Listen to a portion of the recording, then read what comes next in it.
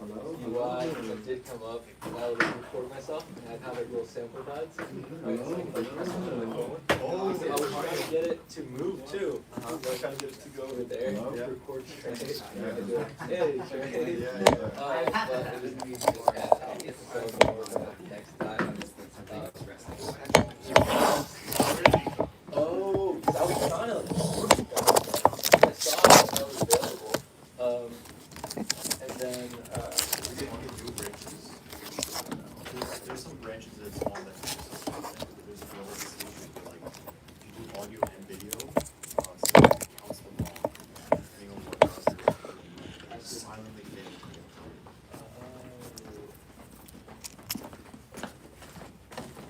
I'm excited for all of those things that you did. Once the All right, first table. We're gonna have to clear out a bit so we can. Because I remember that one's first. Yeah. Like pulled out super thing, started listening to that a bit. I think that's epic. Like, is it cool for second tables? Like, Yeah, you guys are good. Yeah, at least the row you and Jason are on. I think you guys got to, or maybe just move the whole table back a little bit too. Oh, that'll work, yeah. Yeah, let's push it back a little bit.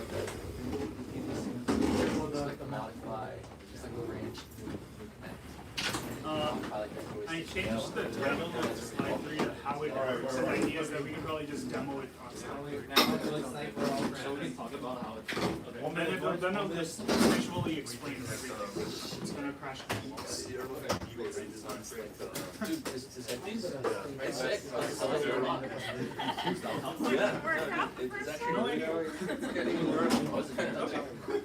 I just want something cute like that for when I'm just developing with my dad. Oh yeah. Do you want to put this image in? I've seen the ones that are clear and stuff, but I feel like Oh, they said they're going last, but it doesn't work.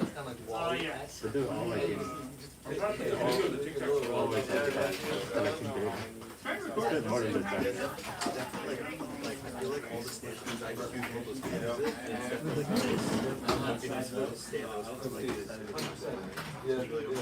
My tree right now is just kind of doing this. Yeah. Right under there. I love you to do it upside down. Yeah, Photoshop just Walk out the hall with it. Yeah, dude, but if you also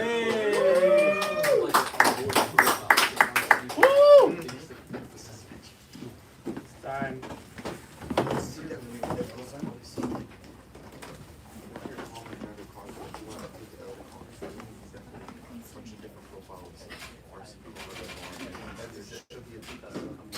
All right, let's gather it. Just like kind of think of things. Protect where it is.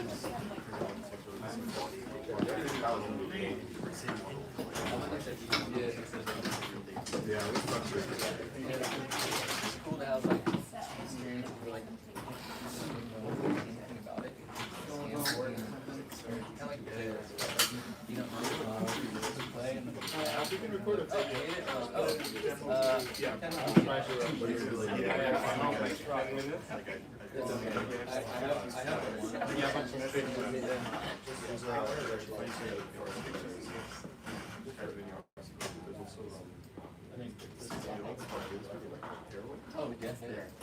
In his office, there's an RC program called Tape on it. Like working? Yeah, it works. But he wasn't. That wasn't his goal. His goal was to do some stuff, like driving around, like mapping areas only through camera. Yeah. So, yeah, that was just like a side quest. Just putting on RC course so he didn't have to walk around by himself.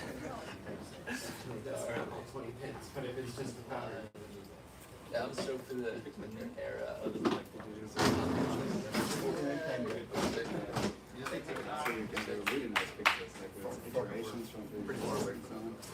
Like that compared to this, dude. It's like, I mean, I also had this drawback.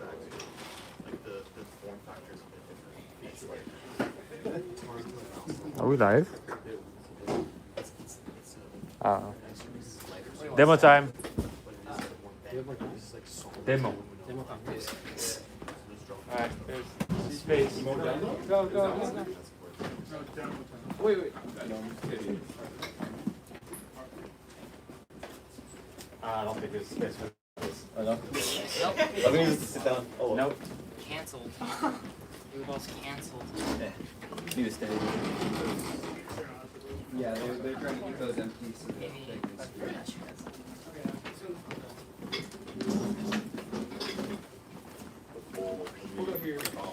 Robots out of the way. Be careful in the range of the robot. I didn't get to like ship stuff.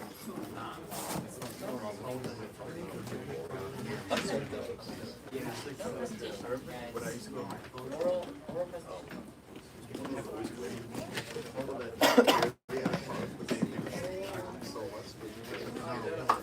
features that like they would sell them at the Judgement, so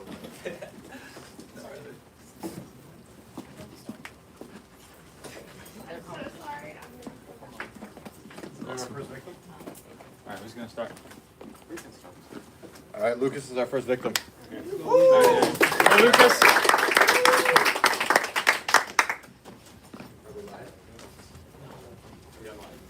We're live. What do you mean, oh no? No. We get closer.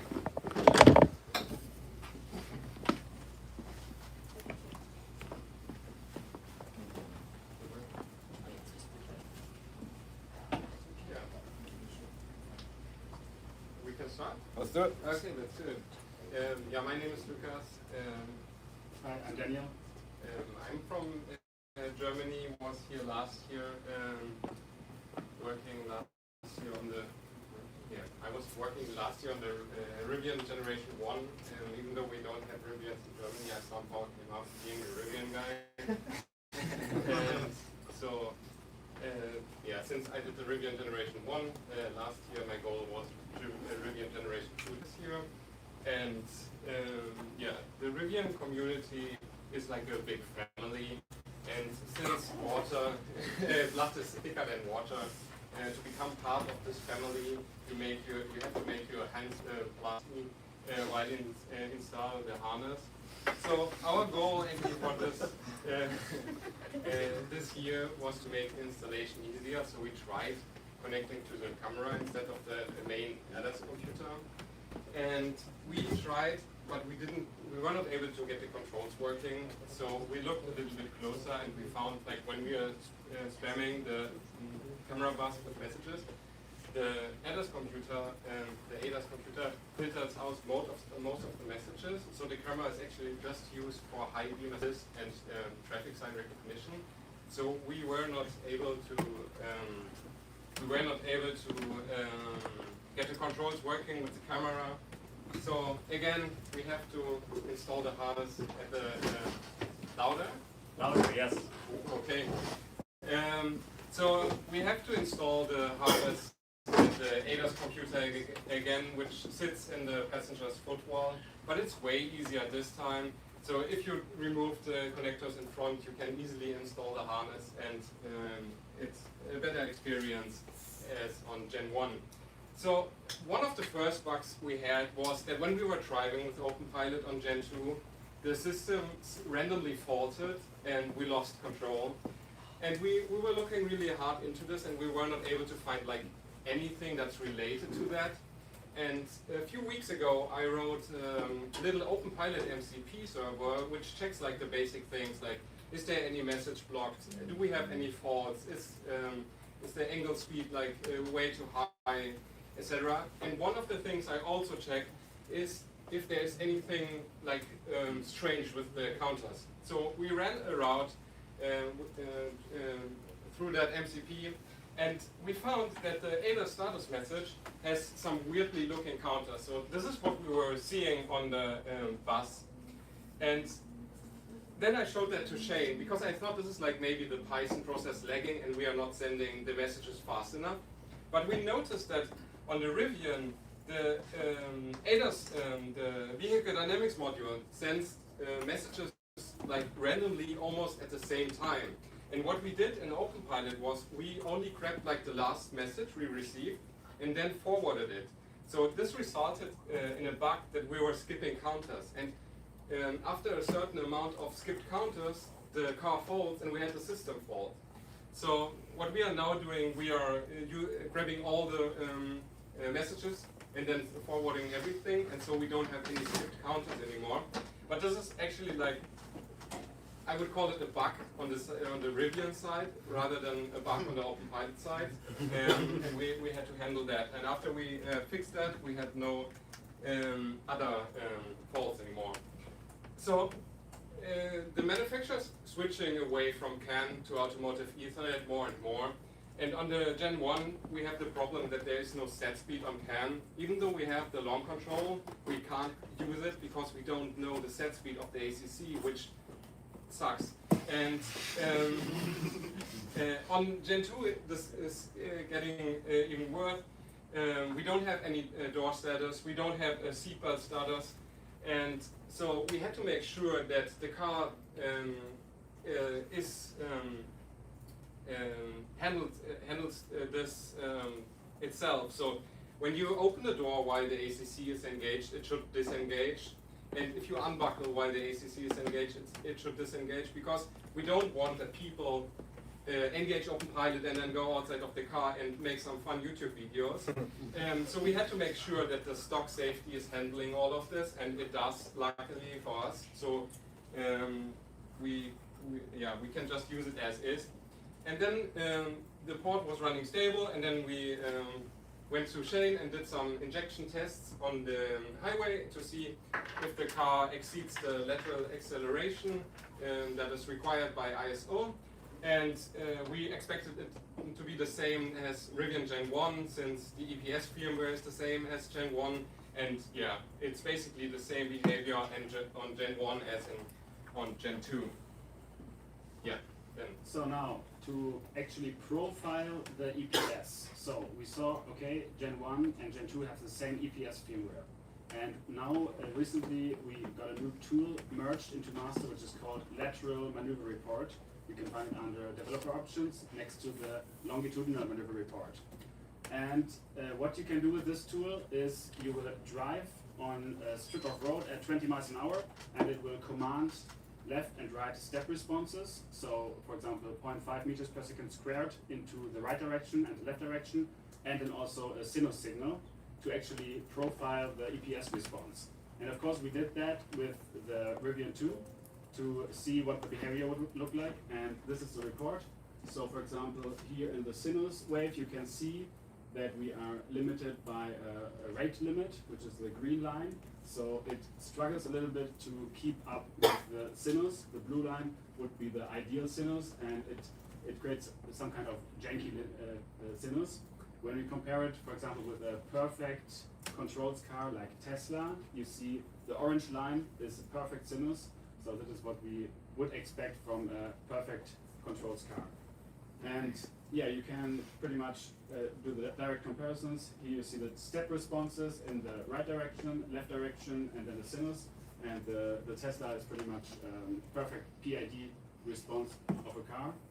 And we expect it to run on many cars, of course, also of the community, and then get more data about the internal behavior of EPS and the car too. The next thing we fixed is a bug that is in Rivian Gen 1 and Gen 2, which is when the steering angle is above 90 degrees when engaged with OpenPilot, the EPS will fault. So we had seen this on many other cars, so we just took the Hyundai fix, which is to just interrupt for 2 frames that we set the torque to 0 and also a torque bit. And this way the internal EPS fault counter will reset and will not cause an EPS reset. So you can see on the left graph, on the very top left, you will see the EPS fault printed. So when we are over 90 degrees, here we are at about 143 degrees, which we commanded by joystick mode, the EPS will fault, and of course you have to disengage. And after the fix, the fault is gone, and we are at well above 90 degrees, about 130 degrees. And here in the bottom you see the 2 frames which are interrupted periodically. Yeah. a small side project was to fix the gas override on the Tesla. So whenever you are driving above the set speed and you push the gas pedal on the Tesla and then release it, we have an undershoot in acceleration. Like at expected zero acceleration, we almost undershoot by negative 2.2. And I fixed that by setting the maximum jerk to 0 during the gas override. And then whenever you release the gas pedal, I or increase the jerk, the allowed jerk, from 0 back to the maximum allowed jerk. And so we were able to reduce the undershoot from 2.2 to negative 1, which is still a slight undershoot, but we saw on FSD, if you ramp up the jerk too slowly, it feels like the car is still accelerating after you release the gas pedal. So we rather prefer to have a slight undershoot than an overshoot, which feels weird. Yeah, no, Subaru. Next car we tackled was the Subaru Crosstrek 2025. It is Subaru Gen 2 angle-based car, and we used the port of Jacob Weller, so shout out to him, and we cleaned it up a little bit and made it work on the Subaru, and it drove pretty stable from the beginning. We still had some small issues like wobbly steering wheel. You can see here, it is very low speed, maybe below 10 meters per second, so well below 20 miles an hour. And on the left, you see the plot juggler graphs, which is very apparent that it's low speed oscillation, and it's not really nice to look at, and you can even feel it. So in the lateral acceleration, you can feel it in the car too. So what we did to fix it, here you can see fix already. We introduced a dead band, a dynamic dead band, which is increasing or with the inverse of the speed. So at 0 to 10 meters per second, we have a 6-degree dead band, and as the angular sensor is not very accurate, this is enough to completely eliminate the wobble, but still maintaining a very accurate steering. That's it.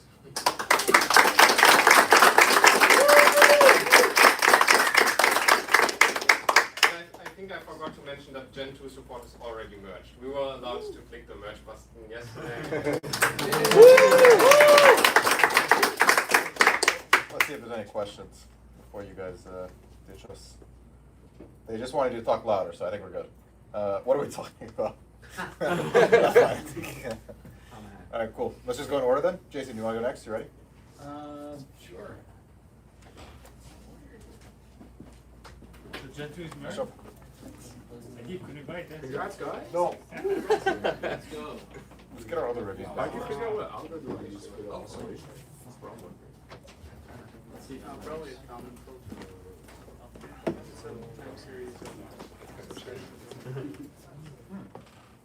Find out if this works.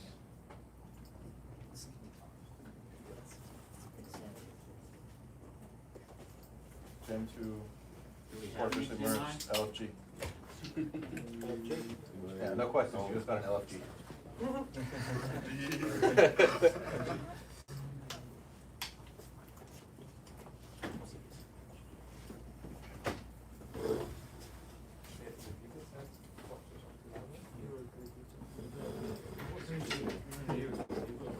Louder.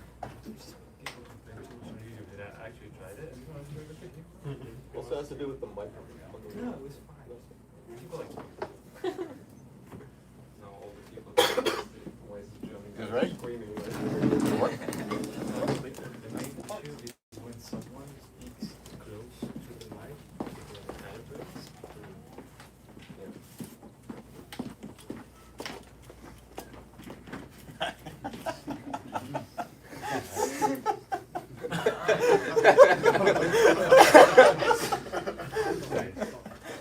Jason, I work on car support for OpenPilot. You may have talked to me before. My Common Hack project was to start nothing new, but to finish a lot of old work, or at least move it along as much as I can. We had 5 carports that I wanted to focus ports on, as well as car ports from people here in the room that I'm gonna let speak for themselves. It's their work, not mine. But I wanna talk a little bit about the car ports that I've been focused on. The first one is Volkswagen MQB Evo. Their new platform. I got this mostly driving in July 2023. Took about 9 hours to get that drive working from scratch. It's not yet merged. That's one of my unfinished projects. So we do have this up and running on current OpenPilot. There's a blocker for actually hitting merge because we need a CAN ignition signal that has to be checksummed, and those checksums have moved to OpenDBC. So we got to finish the migration of ignition signals to OpenDBC in order to actually merge that. But that, other than that, is up and working on modern OpenPilot, and there's a bunch of new car models that are gated behind that. That one was my work. We had a community member show up with Volkswagen's electric platform. We thought at the time that this was all automotive Ethernet because there is automotive Ethernet in the car. I had never looked into it until this gentleman just reaches out to me out of the blue. Oh, by the way, I did it. Not him, not me. Got everything working, lateral and longitudinal. It turns out that the MQB Evo and MEB platforms are almost the same thing. So same code base, same blocker for actually being merged, but it is up and running on current OpenPilot. And as soon as we get past that ignition thing, we will be able to merge. Now we're going to get to the really old projects. This one's been out there for 5 years. This is another one that is not actually my work. The Volkswagen MLB platform, which is older stuff. We thought it was FlexRay. I never looked into it until this guy, again, just shows up. Oh, by the way, I did it. Here it is. So that code's been out there for a while, but it is actually upstream in OpenPilot right now. We brought most of the support code in at Comic-Con last year when we brought up Porsche Macan, and then the remaining bits for the older Audi A4s, A5, and Q5 shipped to master today.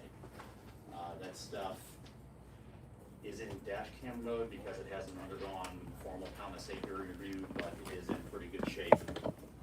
And as soon as it goes through safety review, it'll actually be available in the common shop. Let's go a little back further on the to-do list. 6 years ago. The gentleman you may have seen on Discord before, iCrude, reaches out to me, hey, I'm having trouble getting my car working. And of course, I had more time on my hands at that point, so I got on DMs with him. And it turns out the reason he's having trouble getting his car working is because nobody had ported it yet, and I didn't realize that until very late in the process. So this room back in April 2020 is me getting nerd sniped into this car port that took quite a while to get shipped, but as of yesterday or the day before, has actually been merged in dash cam mode. The quality here is actually really, really good. It's in dash cam mode because it hasn't been formally safety reviewed. There is one blocking fault, a steering fault that we have to resolve before it can actually be flagged for actually coming out of dash cam mode. So that's the stuff I got off of my to-do list. I really want some of the earlier car ports to actually merge that MEB and MQB Evo stuff, but we'll work through those blockers. But like I said, my goal this week was to take some of this stuff off my multi-year backlog and ship it in some form. And the fact that we now in modern OpenPilot have the ability to bring things in, even if they're not fully reviewed, to gate them kind of away from release, to stage them in pieces, help things a lot. There are other things we worked on this week, but I'm going to let those participants speak for themselves. I think probably other people in the project, other people in this room have cooler projects. I'm going for more of a lifetime achievement award type. So I'm looking forward to seeing what the rest of you got.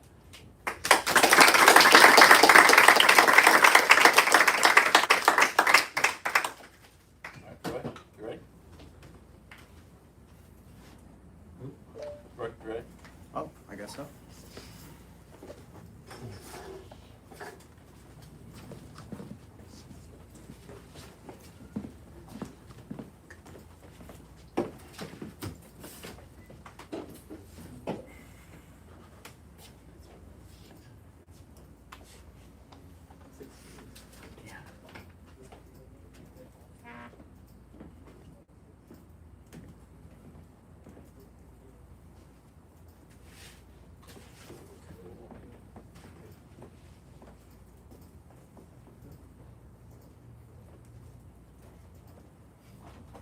Alright, hello.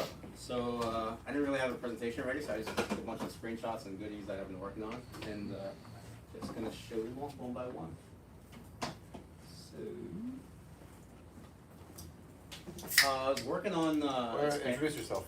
Oh, hey. So my name is Roy, or First on Discord. I work on radar with the Sunny Pilot team, and mostly working on the CCNC stuff for the newer Hyundais.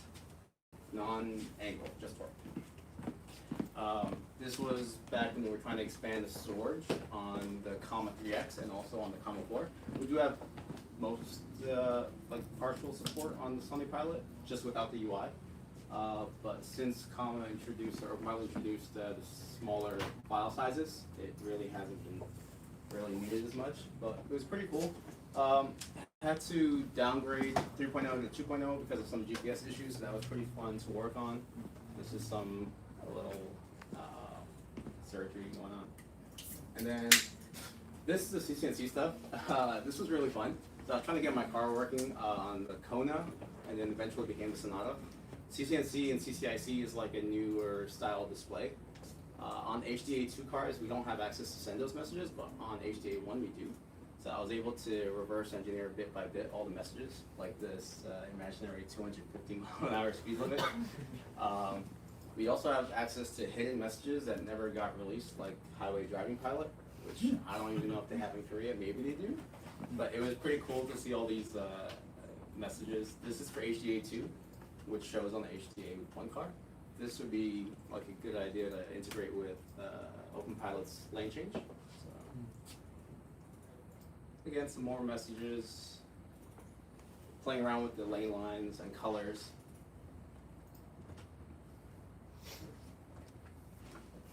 Evasive maneuvers that my car does not have, but we could. Again, some more hidden messages. This was interesting. I'm not really sure what this is. Maybe AEV or something related. We're able to have bicycles, cones, and other blobs showing as well. So maybe if someone wants to do like a YOLO model on top of OpenPilot, you could probably do it. Nice. My car doesn't have radar corners, but maybe with, again, OpenPilot's vision, you could YOLO it showing on the sides. This is just a bunch of stuff going on, including lane change assist, which again doesn't show up on HDA2, but we pretty much have full access to the UI, so any new features that come up in OpenPilot, we can kind of make it look pretty on this. And eventually, I think with HDA2, once we were able to get into the other buses, we might be able to send out these messages as well. Hidden messages. This cyan color, I think it was for Highway Driving Pilot, not really sure.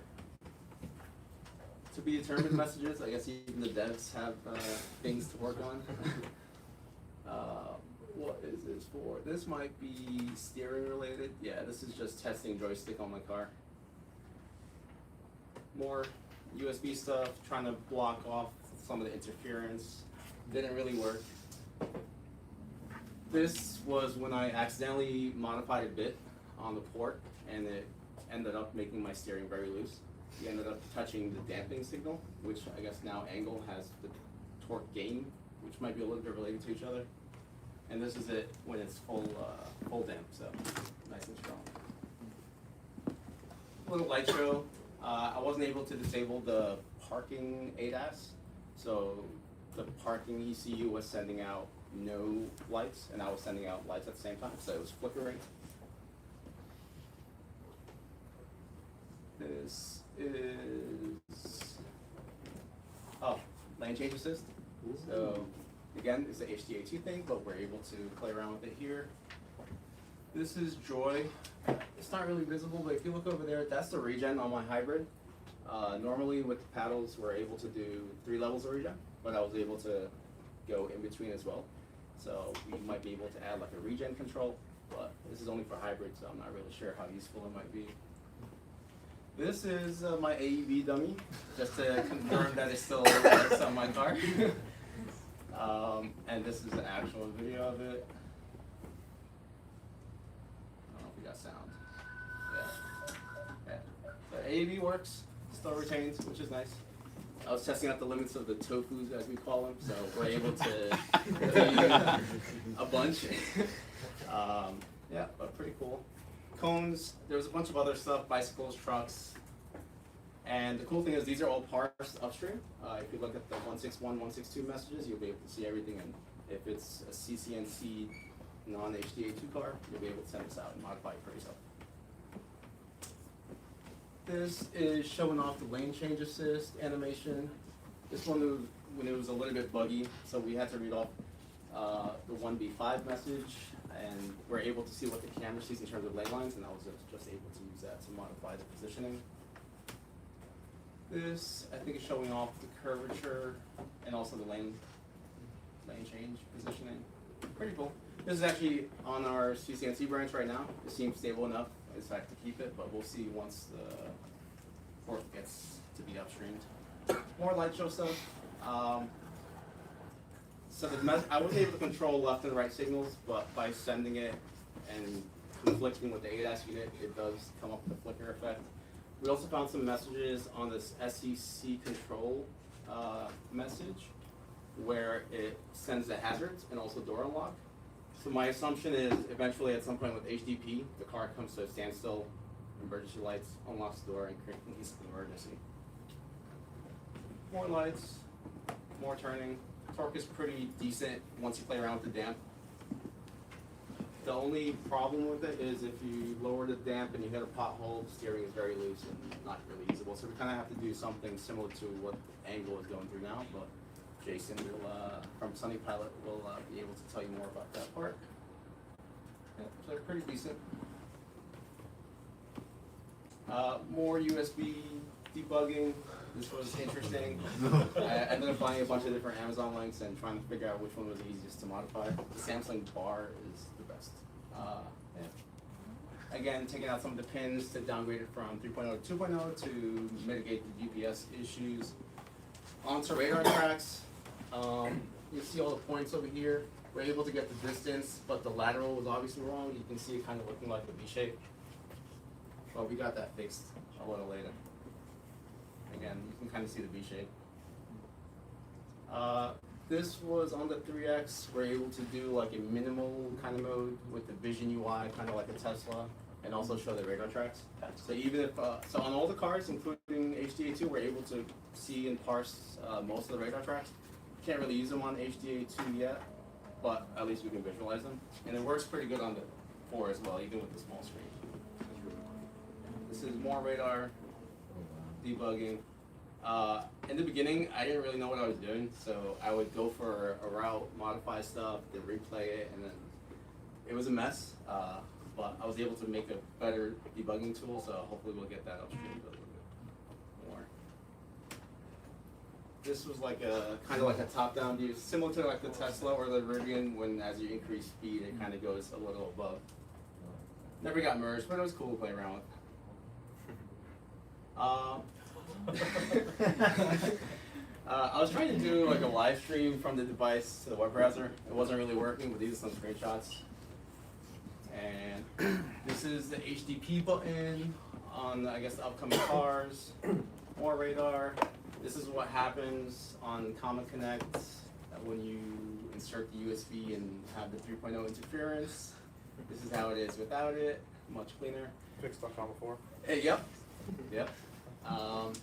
This was an experimental view. The idea was when you put the blinkers on, it would show DM cam on the side, so you can kind of see your rear view. Interesting idea, but it didn't really make it. This was kind of like navigation, and then like your distance and nav on top. Not there yet. This is a zoomed in picture of that LCA, before and after. I just found it interesting. Just vibes. Just vibes. Yeah, more USB stuff.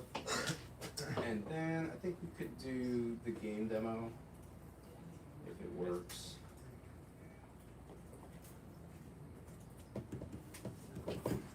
So we have a regular OpenPilot because I want to keep it stock as possible. But if you scroll up, you got DualPilot, you got DynoPilot, and you got SnakePilot. So the way it works, it's still stock, so everything still works. The only way to get into it is if you actually click on it. Yeah. Pretty cool. And then you win. And then we kept the same swipe down, so it's pretty intuitive. DynoPilot. It's like yeah. Kind of suck at it, but yeah, it's interesting. And then we also got SnakePilot. Pretty self-explanatory. That's cool. Yeah. And then. And that's all running in Raylib? It's all Raylib. It's very simple. I mean, it's all not refracted and nice and clean, but it works. And then I had like a little. I had to, but if you enable it, and then you play any of the games, it's pretty cool. And the same thing for this. And I think the best one was here.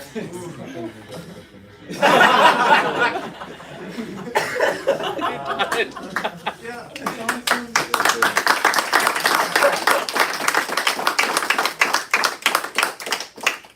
And then I think I have one little demo. I'm not sure if it's gonna work, but maybe it will. This is the Replay's UI. I kind of modified a little bit to show the radar tracks. So initially, what I had done is set a radar flag based off the car, based off the logs. Then it turned out that some or multiple different radars share the same messages. So I kind of went away with that. And this sort of automatically detects the message variations. It shows you which bus, and you can play pause. You could also scroll through all the routes in routes.py. And also on the Sunny Pilot community forum, we have a current list of all the radars. So these are mostly parsed. So it's a lot of them. These gray ones are Mando radar. And yeah, it's a work in progress, but with that updated replay tool, it should be a little bit easier to debug. And then the last thing is for the CCNC port, it's pretty much there. It faults. I wasn't able to figure out why it faults, but since we have access to this 161 and 162 CCNC messages, I was able to just simply hide the faults, and it works pretty cool. We have up to maybe like 12 or so cars ready to go, and that's about it.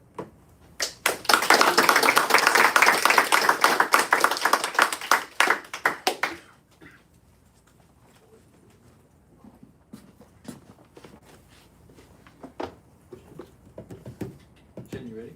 You ready? Oh, yeah. I'm just going in order. They're up next. No. Okay. Oh, yeah. You guys got a little bit of time. It's convenient when your computer's right there. Let's hope this computer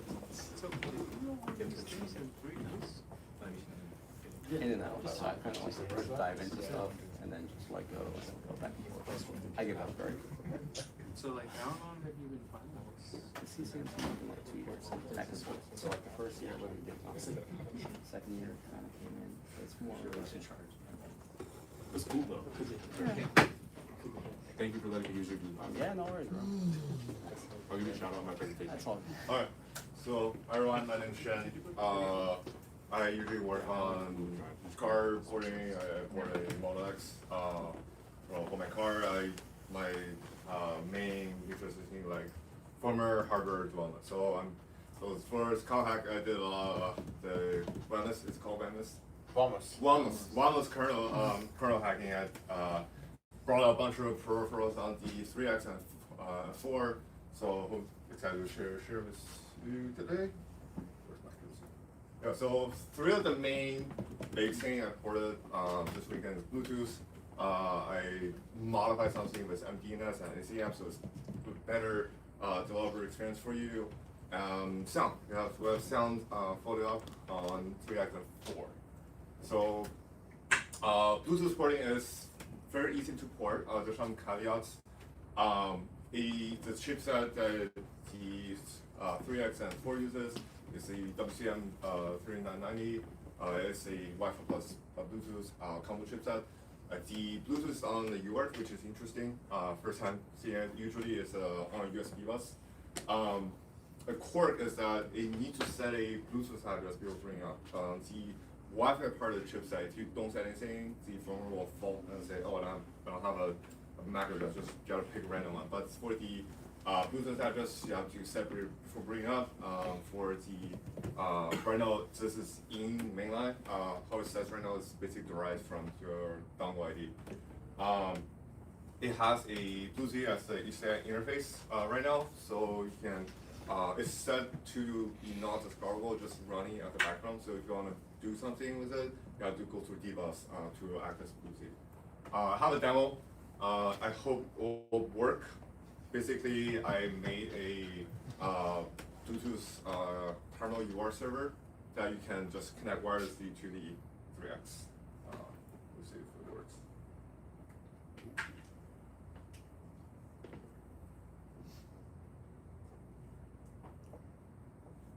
Yeah, it works. Nice. So I'll show here in the RF Connect. You can see here. No show. So I will go back here. Oh, it's still connected. So this is unclear. So this is a just an Android Bluetooth UART terminal app. It's called the lyrical Bluetooth serial terminal. Once you connect it to devices, I can select Bonus. I have it on the just random magnets here. And I can go here, go connect to it, and disconnect and connect. I can go enter, let's see, I have a bash here. I do who am I? The root, very unsecure at the moment. I need to tighten up the security, maybe to like a pairing process. We've got a UI running on Linux. And I can do PLB, I'm on root, and I can do a uname, -a. See, I'm on Venice, I'm on the 64th build of my kernel, and it's currently running. So this terminal via UART or Bluetooth. Well, technically terminal or Bluetooth. It's just a UART terminal that's the Bluetooth BLE characteristics uses. So this.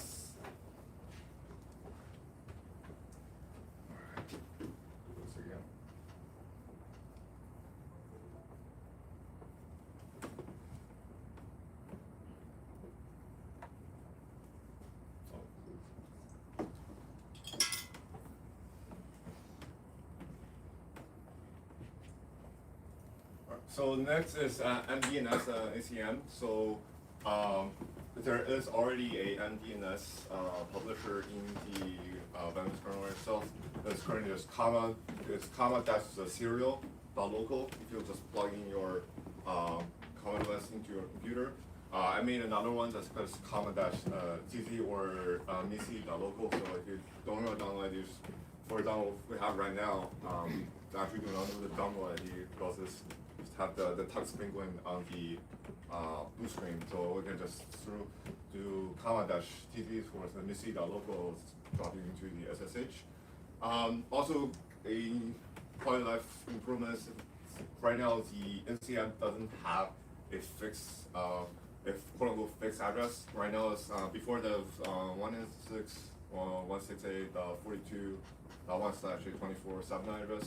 So right now we're gonna hash the dongle ID as a network IP address for everything that uses. So if you have multiple common devices plugged in, it technically shouldn't conflict with each other. You can just do comma dash whatever 0 again. We're gonna have a script later that basically do an MDNS discovery that gonna discover all the comma devices with a serial number onto our host computers. Yeah, sound. So sound is interesting. I first ported 4. It seems to be the easiest to port right now. It's just on a secondary multi-channel S buses.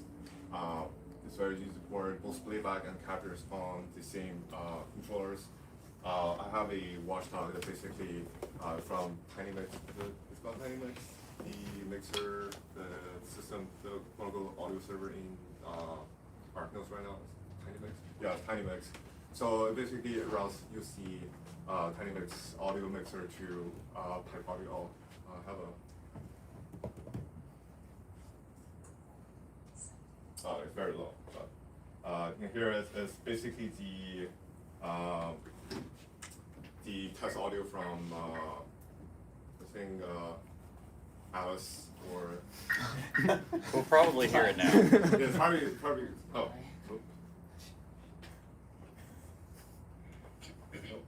Oh. Probably loud right now. Yeah. So this is the 4 speaker up and running. So the tricky one is 3x. So 3x has so 3x has a amplifier with 0 mics in there. So it needs to get through the interconnect to get the speaker and microphone working. There's also another 5-volt regulator for power the amps, which takes some tinkering and rerouting in the device tree to get it working. But it works. It's pretty loud. So I feel it's registering as a test audio for this. So yeah. So this will get merged soonish. So we have full sound support on the 3x and 4 on Venice. Yeah, just I have other miscellaneous stuff like Qualcomm power on device, but that's not so ready. I wanted to get QDL or /EDL working from the OS level, but that's still pending. So yeah, that's my 3 things I work on this compact. So thanks to all the Vena staff, to Andy, Rob, and Trey, who helped me a lot doing the development, and everyone common, and all the people at Common Hacks. So thank you.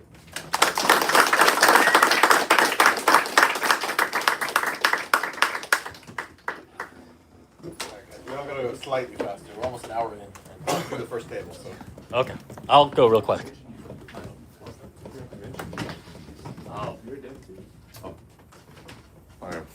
My other It's gonna work. This is my work laptop. Oh. I bring that around, and so I have no idea what ports are on it available. Okay, I'll be really quick. So my name is Manuel, MVL on Discord. Hey, look at that! It came up. So the main reason I went to Common Hack was just to meet everybody. So maybe I'll use some of this to give an introduction to myself as well. Hi. I first got interested in ADAS automation when I saw this from Honda back in 2021, saying they launched the first level 3 self-driving car in the world. Only in Japan, only for lease, only on certain tracks. So I sat there and waited every year to see when it would show up. It never really did. I was so excited about. I had the MDX. I was hoping to upgrade to the newest one when it finally came. They announced a brand new radar system and all this other stuff coming. And then they just announced that they were going to have just a couple of features with the brand new radar system. Not really use it for much. Fully hands-on required driving and everything else. And so I said, okay, I've got to find a way to do this myself. I had heard of Comma when I tried to install adaptive cruise control on my what's now daughter's RSX. Found out that it needs a bunch of hardware and abandoned it, but I said, hey, look again. And so I went into my very first Discord post in the summer. I've never used Discord before. I told her what it was, said hi, how do you port a car? Turns out I have one of the most annoying and unsupportable cars out there. Had little pieces of every weird complexity, including needing a board that Comma doesn't want to manufacture. I don't blame him. And the person who does manufacture hasn't done it for a while. So learned, fixed things, asked for help, got help, and then basically from then ended up looking for similarities, just porting everything that I could find. And so Tomahawk was largely a bunch of merged pull requests, getting a bunch of big, small, whatever cars up and in. Is this the? Yeah. It's a good size list. Yeah. Some bigger ones that why is there? Some of the biggest ones here, I don't know where they are. That's weird. Oh, I know why. I think they ordered by the date they were open, so they've been sitting around for a while. Yep. So these are some of them. Biggest ones are probably the MDX that I brought here because it's a very complicated one. It's one of their piloting a newer car generation on an older generation, so a little bit of the code. Acura RDX sort of made it in. We just need more testing, and then I've been emailing a bunch of people who are trying to get information for other cars. Guess didn't make it yet, but soon. Most of the time I spent was working on additional new cars that are coming in. The brand new generation that I just talked about, this car is still not ported. This one, there's somebody who's trying to help me with that in Europe, and a really old car in Australia. Well, just differences. All the standard Hondas are all up, and so that was kind of last year's work. That's all. Thank you.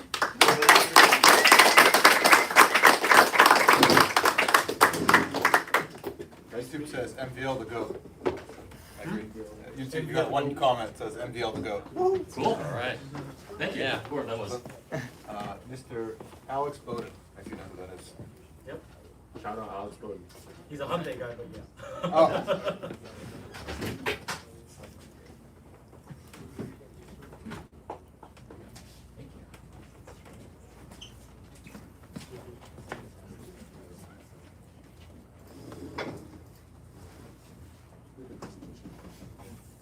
He says no, he drives a Honda.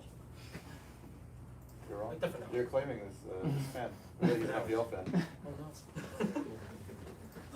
Hey everyone, my name's Trey. I started messing with Comma. It's been a little over a year now, I think, when I first got the Comma 3X, and it kind of sent me down a rabbit hole playing with hardware, which I've never really gotten to do in the past. So,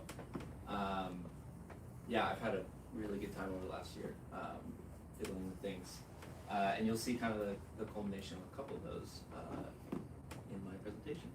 So, the first thing I'm gonna talk about is Vamos, which was like kind of a side conversation in the Agnos channel about a very old like mainlining the kernel that the Comma runs on, as well as like a new operating system, which I'm gonna shout out Robin and Andy, who have done a majority of the work on bringing the mainline kernel, which Robin I think has been working on for like last 4 or 5 years or something in different pieces.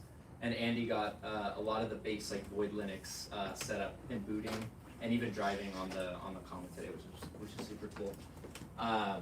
This is some of the vision, right? It's like, you know, what if we could run on mainline Linux, you know, proprietary Qualcomm stuff. It's all open source. Run all the open source stuff. TinyOS. Basically, the vision, which talking with Adib, like on Discord, is like the idea is like basically reducing the amount of software that's required to drive your car. So it's like overall simplifying the stack, cutting out all the proprietary stuff, cutting out all the additional services that don't need to be running, making all the images really small so that like a flash.comma.ai flash can be like a blink of an eye. Less than a cheeseburger, I believe we said. Sorry? Oh, no, that's boot time, sorry. Less than a cheeseburger. Less than a cheeseburger, right? Yeah, this is kind of like the vision, right? Progress during the hackathon on what I worked on, I merged the GPU bring up, which is getting some firmwares in and wiring the GPU up. And we also, the biggest blocker has been getting the cameras working on all the devices. And that's like a whole other conversation. I don't want to spend too much time on that, but yeah, we started like using Claude and letting it like reverse engineer how all the camera drivers work in the old kernel and getting them working on mainline. Yeah, that's kind of that's some of the stuff that I worked on. And then the main thing that I wanted to get working during Comma Hack was the eSIM support inside of on the Comma 3X and the Comma 4. So right now, like the main thing that users have issues with is being able to, they have to swap physical SIMs in order to use like a third-party data plan. But to be able to use it with Comma Prime Lite. But Comma thankfully provides a special chip called an EUICC, which is basically a SIM form factor, but it's a programmable chip. So you can flash your own eSIM profiles onto it, and it acts like a physical SIM, and you can, toggle between them. So we wanted to be able to use that chip to flash your own profiles on it. The vision with this and how it would work on the device is like a really simple UX. Like you don't have to think about it; just very simple and straightforward to use. Be able to switch between multiple profiles if you have several, or use like really cheap data carriers where you can get like a $2 or $3 eSIM and load it and use it like for a long drive, for example, if you really wanted to do that. We started off using a open source LPA called LPAC. The issue with that is it didn't actually work on the Comma 4 at all, just on the 3X. And it was also really bulky. You had to build it. It had its own quirks. It didn't really work very efficiently. So I also worked on porting an LPA entirely in Python, just talking over the serial using the AT commands you can send to the EUICC chip. And we have parts of that merged in, like the last little bits that need to be merged in after Hackathon. But I want to show examples. There's Jason in the background. I took this like 10 minutes before it started. So there's a couple examples of like how the UI works, and I'll do a quick demo here. So you see like the eSIM button in the top. If you click that, you get to see all your profiles loaded, which you can tap on each one. It'll just switch automatically, and then the new SIM will register and it'll reconnect to the cell bands. You also have the Comma Prime SIM, which is always there. You can't delete it. You can always switch back to it, and get full Comma Prime if you really wanted to. And then we also have this really cool, when you add an eSIM, you actually use a QR code, which you get from any of these eSIM providers. You can just point it at the DCAM and it will scan it in and start installing the profile. So I will see if I can, probably going to be really hard to see, but I'll at least show the maybe this is not going to work.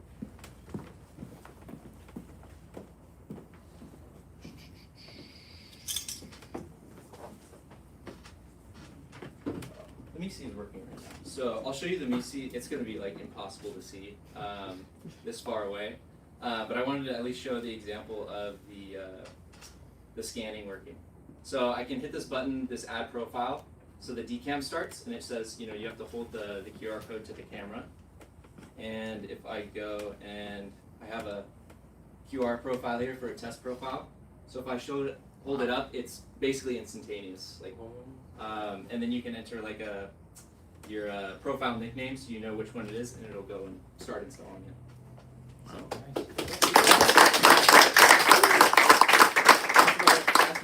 Where you can contact me if you want to talk about any of this stuff. And yeah, thanks for having me.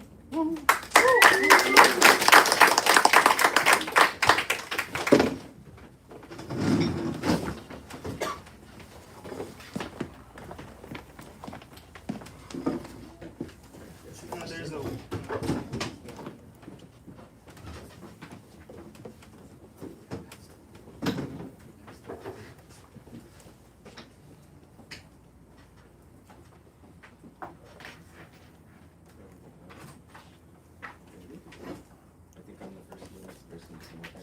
I was on about to. Oh, you were? Yeah. Then my computer just doesn't want to work. I had to switch ports. I only have one USB-C port, so if this one's not going to work, it's just not going to work. Alright. Well, mine is a very visual demo. Do you want to share it? Yeah, I can get the video link.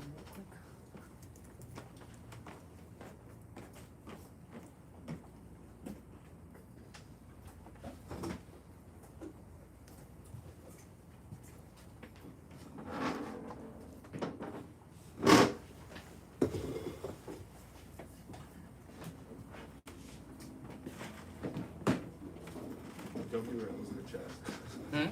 WRL in the chat.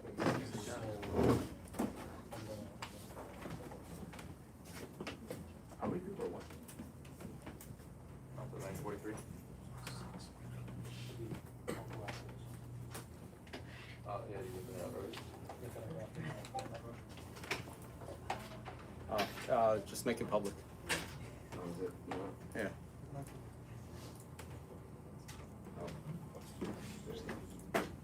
Yep. Thank you.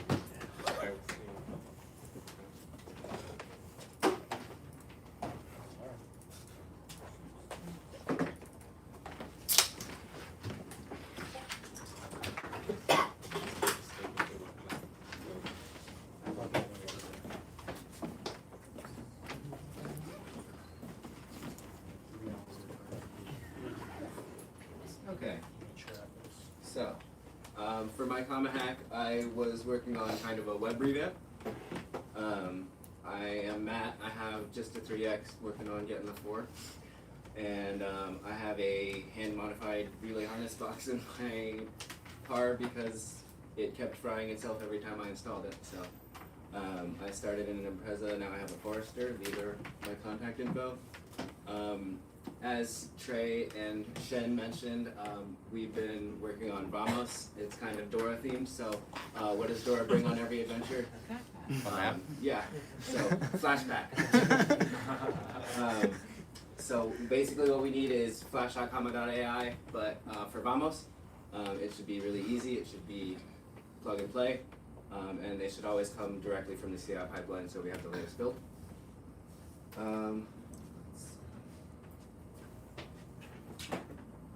Oh, we're gonna go full flash? Yeah, well, I'll show the beginning of the process. It still takes some time. Yeah.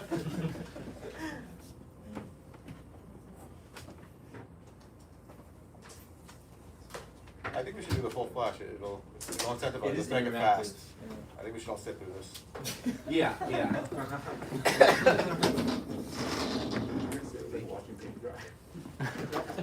Watching paint dry is compounding the kernels. Oh yeah, that one you do not want to watch.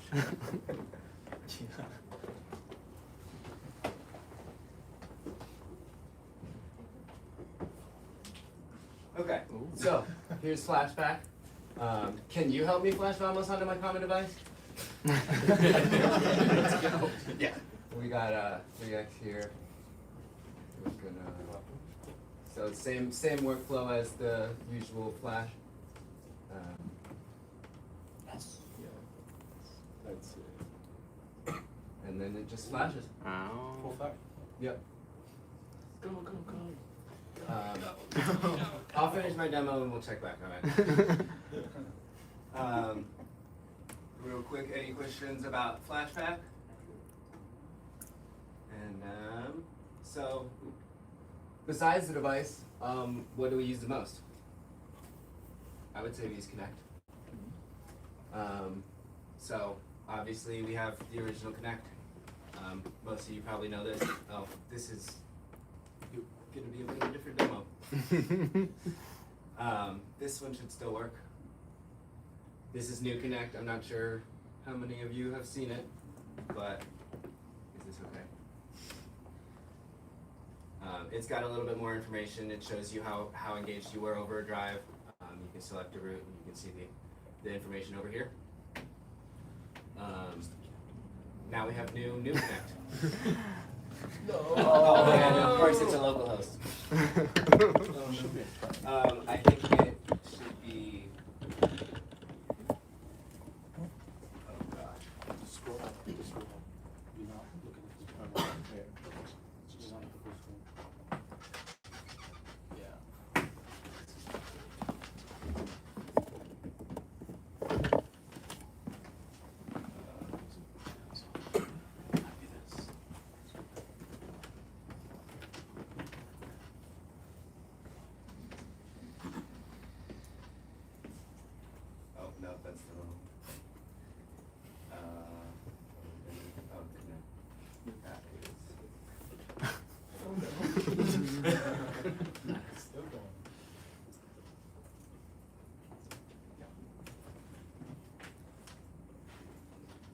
says, "Love me some tech demos."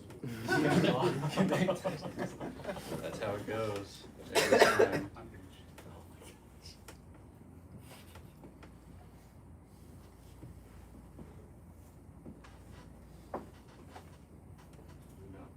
Okay. Well.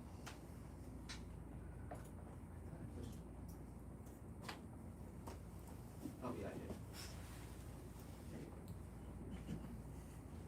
Demo. It did not demo. Okay. Oh, it did demo.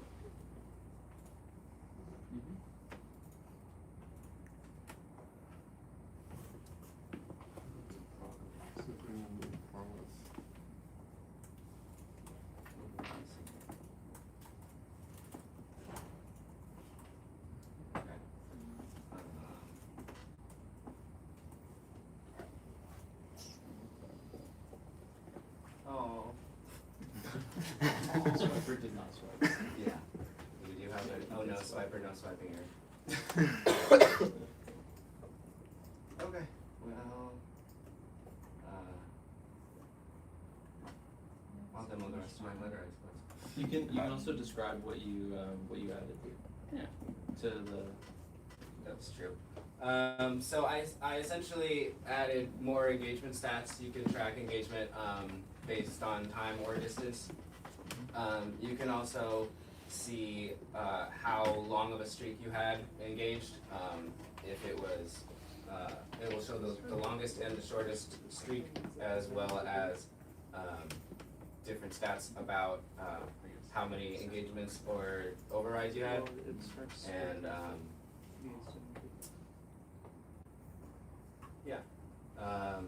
it has a donut chart that shows an overview.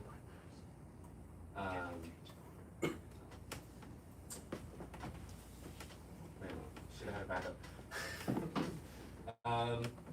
Yeah, I'll You can demo post later. Yeah, you can post the link in the in the Discord later. Yeah, I'll post the link in the Discord and people can demo it as they want. Yeah. Oh, thanks, guys. Cool.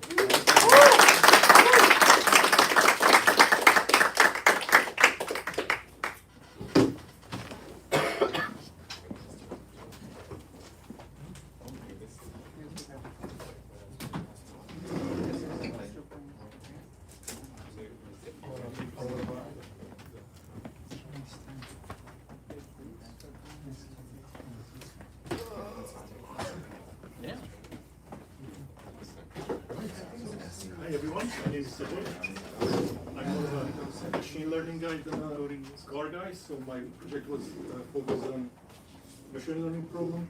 So my goal was to take a large network, large model trained for the external GPU, and try to shrink it down and try to fit it into a smaller GPU so it can run on a command device to get a better driving model. So the method used for this was, it's called self-compression, which was used to get the first place on the compression challenge, where the goal is to, as a training a neural network, you add another restriction to it, where when you train a neural network, it's trying to push information into the network to try to perform a task that you're trying to do. And you add another loss term to it, which is trying to compress the network, so it's trying to push information out of the network.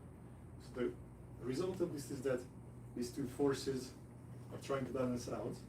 So you end up with the minimal information in the network needed to perform that task. So these are example visualization of this going on during training. You can see the information sort of being pushed out, network getting smaller. So my goal was to do the same thing for this large network. Another aspect to this problem is exactly what you train the network to do. So I don't have access to the original training data, original labels used to train the original network. So I had to use distillation, where the goal is that you have a teacher network and a student network. The teacher network is a reference, you show something, show a driving sequence to the teacher network. Teacher network outputs some intermediate representations, latent features that sort of represent what it's thinking, in a sense. And the student is trying to recreate this. That is then used to drive the control outputs. So it's self-distillation. yeah. So it's self-distillation. Yeah. So initialize the student with the same weight, but then and you train the student, but you add self-compression to it, so it's trying to train the student. So that's what I was calling here, and one of the issues I run into is trying to keep them as close as possible. So in the end, I managed to get them pretty close. So the blue is the student and the orange is the teacher.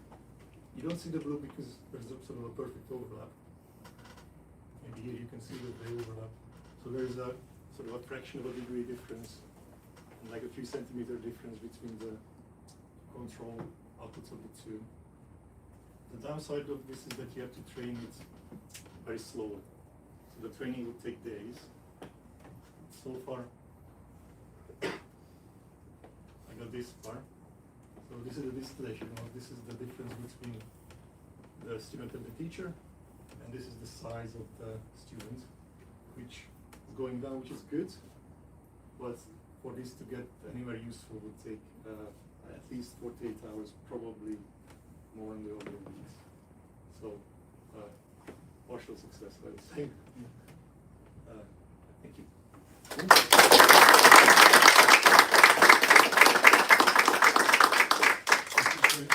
Alright, here's that in 2 days we'll have a big model. Waiting for your PR.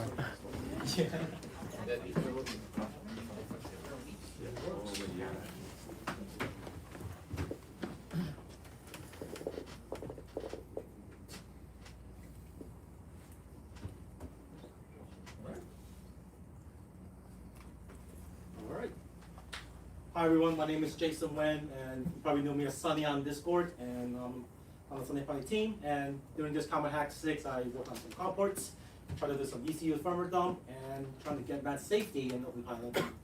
Hopefully, I think will fully work. So what we accomplished during this 3-day Common Hack, we tried to refine the angle steering ports for Hyundai Kia Genesis. We try to eliminate some of the EPS whining during some of the high oscillation just movements on the steering wheel, and also got the angle to turn a lot smoother at low speeds, and also just to finalize the ports and just clean up some of the dead code that we had. So the focus is to get the 2026, 2025 GV80 to get ported, and that would unlock a lot more cars. So some of the things that we've learned was that for the traditional angle steering cars, you send the angle command to the car, the EPS, and it will just directly accept it. But with Hyundai, they added something called the torque reduction gain value, which, long story short, it's how much steering force that the EPS should assist with the steering control that they want to do with the angle. So it's very, they accept all commands that we send, so it's very jerky. So what we have to do is to apply the first order filter for the torque reduction gain of how much force we send to the EPS, and then apply some hysteresis, some depth zones for the angle outputs that's coming up from the upper control. So that will basically, instead of having the model sending 1 degree and then 6 degrees and all that jagged kind of oscillation, it kind of helps at the carpal level, where it kind of helps with smoothing the angle and also just kind of make the force that we send to the EPS to be a lot smoother and more gradual. So that kind of helped significantly with the whining and also the huge oscillation that you see, and just makes the car drive smoother at lower speeds. And we'll also try to disable the ADAS driving ECU in the car, try to get long control. So on this car, it's the HDA2 variant, which allows the car to handle all the ADAS controls, but for OpenPilot to control longitudinal gas and brake, we have to disable the ECU so we can get direct access to it. It kind of works, but we lose blind spot monitoring, and then we also lose the safety features. So that's something we can work on after Common Hack. So that's something we try to work on. But it does work, it does drive, but just for the demo purposes, we didn't do it because it will be faults all over the car, and I don't think people want to see amber lights all over. But it runs. So that's kind of one of the videos that I did last night, 2 nights ago. Just at low speeds, get a 180, and you can see how when it returns, it's kind of jerky, but it does steer. It unwinds very quickly compared to traditional torque steering cars on Hyundai. And these cars can do, the highest we've seen was up to 6 meters per second square lateral acceleration. So it has a lot of torque. So in safety and also how we want to send the forces, we're just going to tune it down. But you can see it's kind of jerky and lower speed roads. But thanks to that Yasin and Kernel, the models kind of steer on the cars and also it does probably work. And you can see with angle steering cars with Tesla, for example, you override, it disengages, but with Hyundai, you can kind of override it and it'll still kind of snap back and still continue to steer without disengaging the system. So it's pretty nice for these newer cars.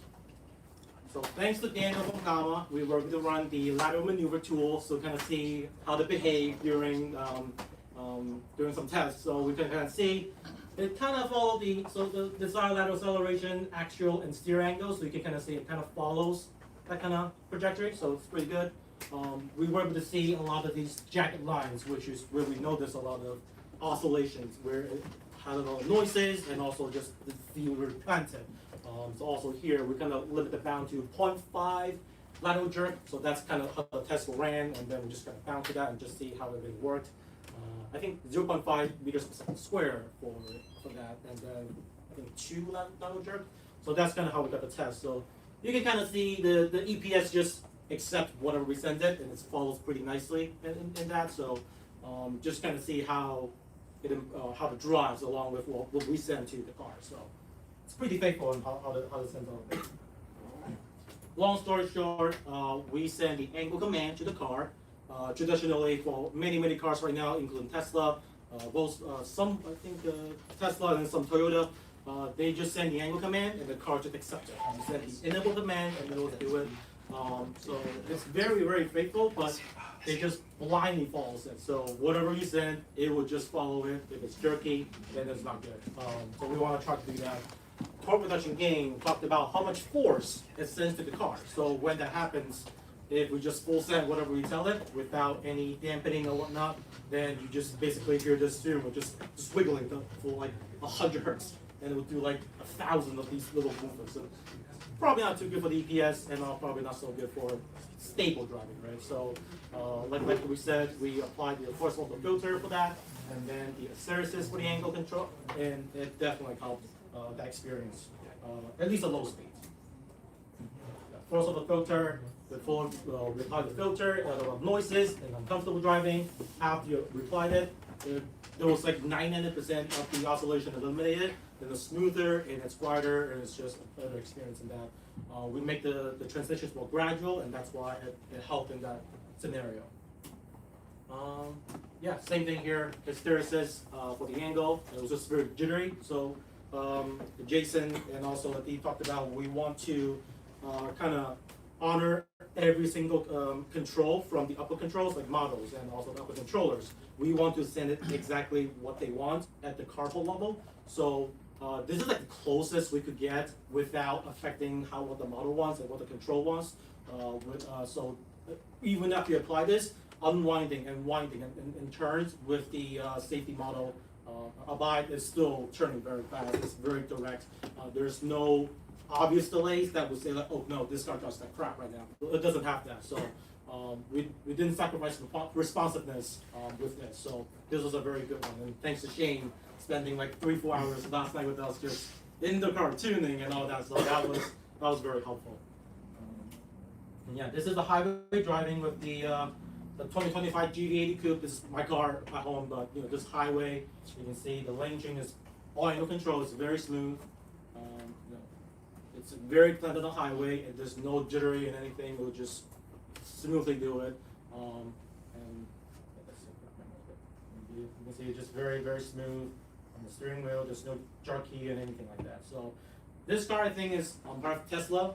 I think anyone test drove it say it's otherwise it's pretty similar to the experience. So yeah, I'm very excited to get it quoted. And then long control. We tried to disable it, but it didn't work the way we wanted it, but it could work.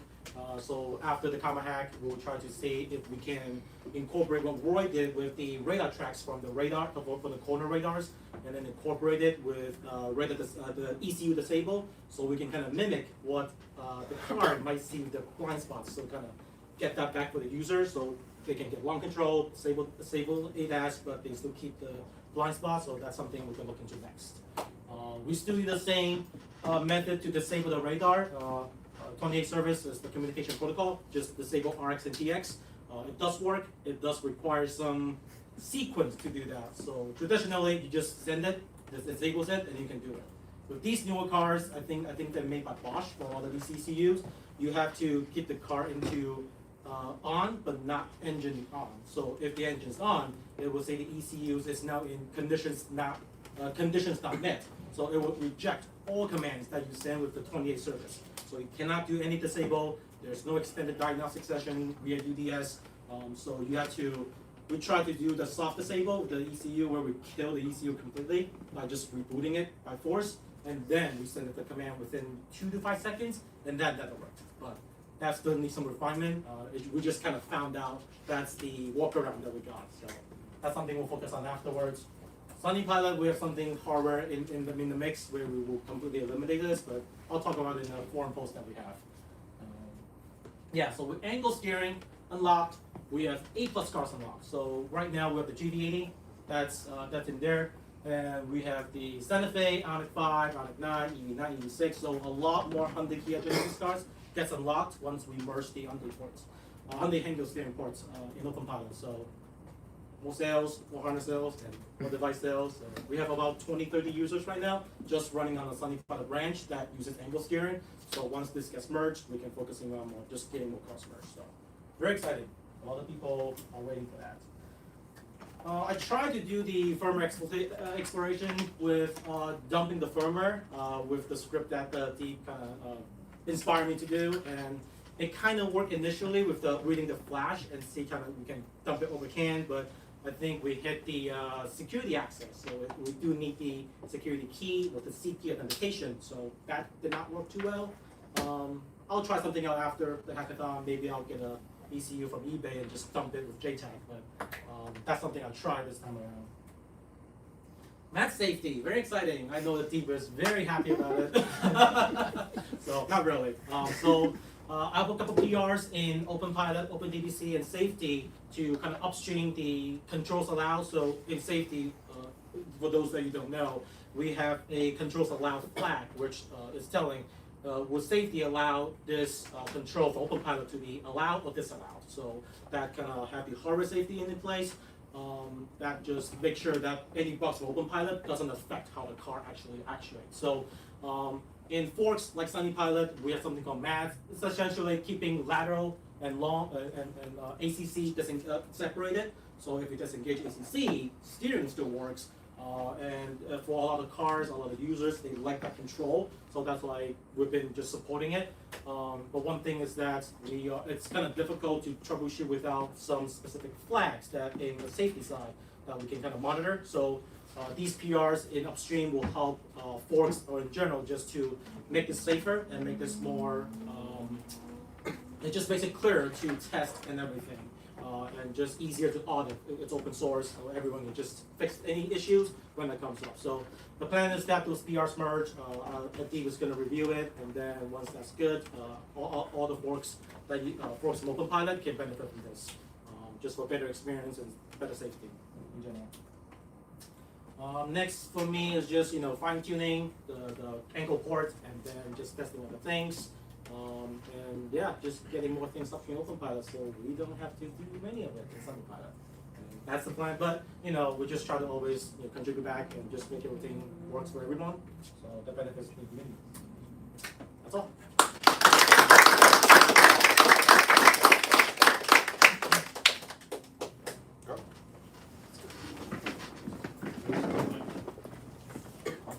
Do you want to zoom out the camera? This is going to go second, so we'll figure out what the second camera is.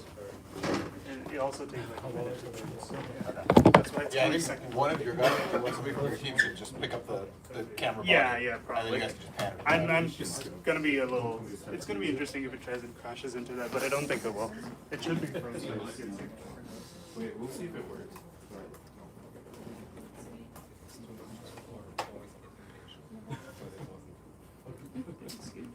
Excuse the body of an icon.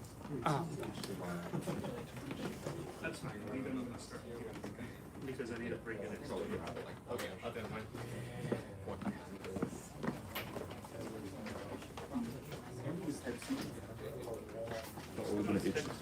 Yeah. Oh, oops.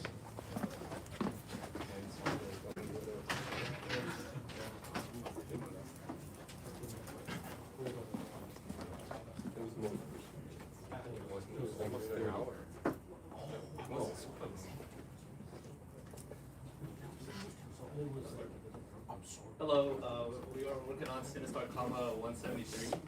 I'm Daniel. I'm Chitich. My name is Minraj. So basically what our project is, if you guys are familiar with like SCP-173 Weeping Angels, we basically build like an entity that chases after you when you're not looking at it. I'm sure that many people here remember the incessant noise and various incidents from over the previous 2 days. And we'll see if it works on stream. It takes a little bit to boot. You wanted to what? Well, explain it. Yeah, I'm gonna boot this up and Daniel can just start explaining a little bit. Yeah, so basically our robot's like a finite state machine, similar to how a cat like scans the environment, stalks, captures and kills. That's like when it boots up, it plays that sound or whatever. And then when it finds someone, so I guess that he's looking at it, so it's not gonna move. But Yeah. oh shit. So let me demonstrate it in a.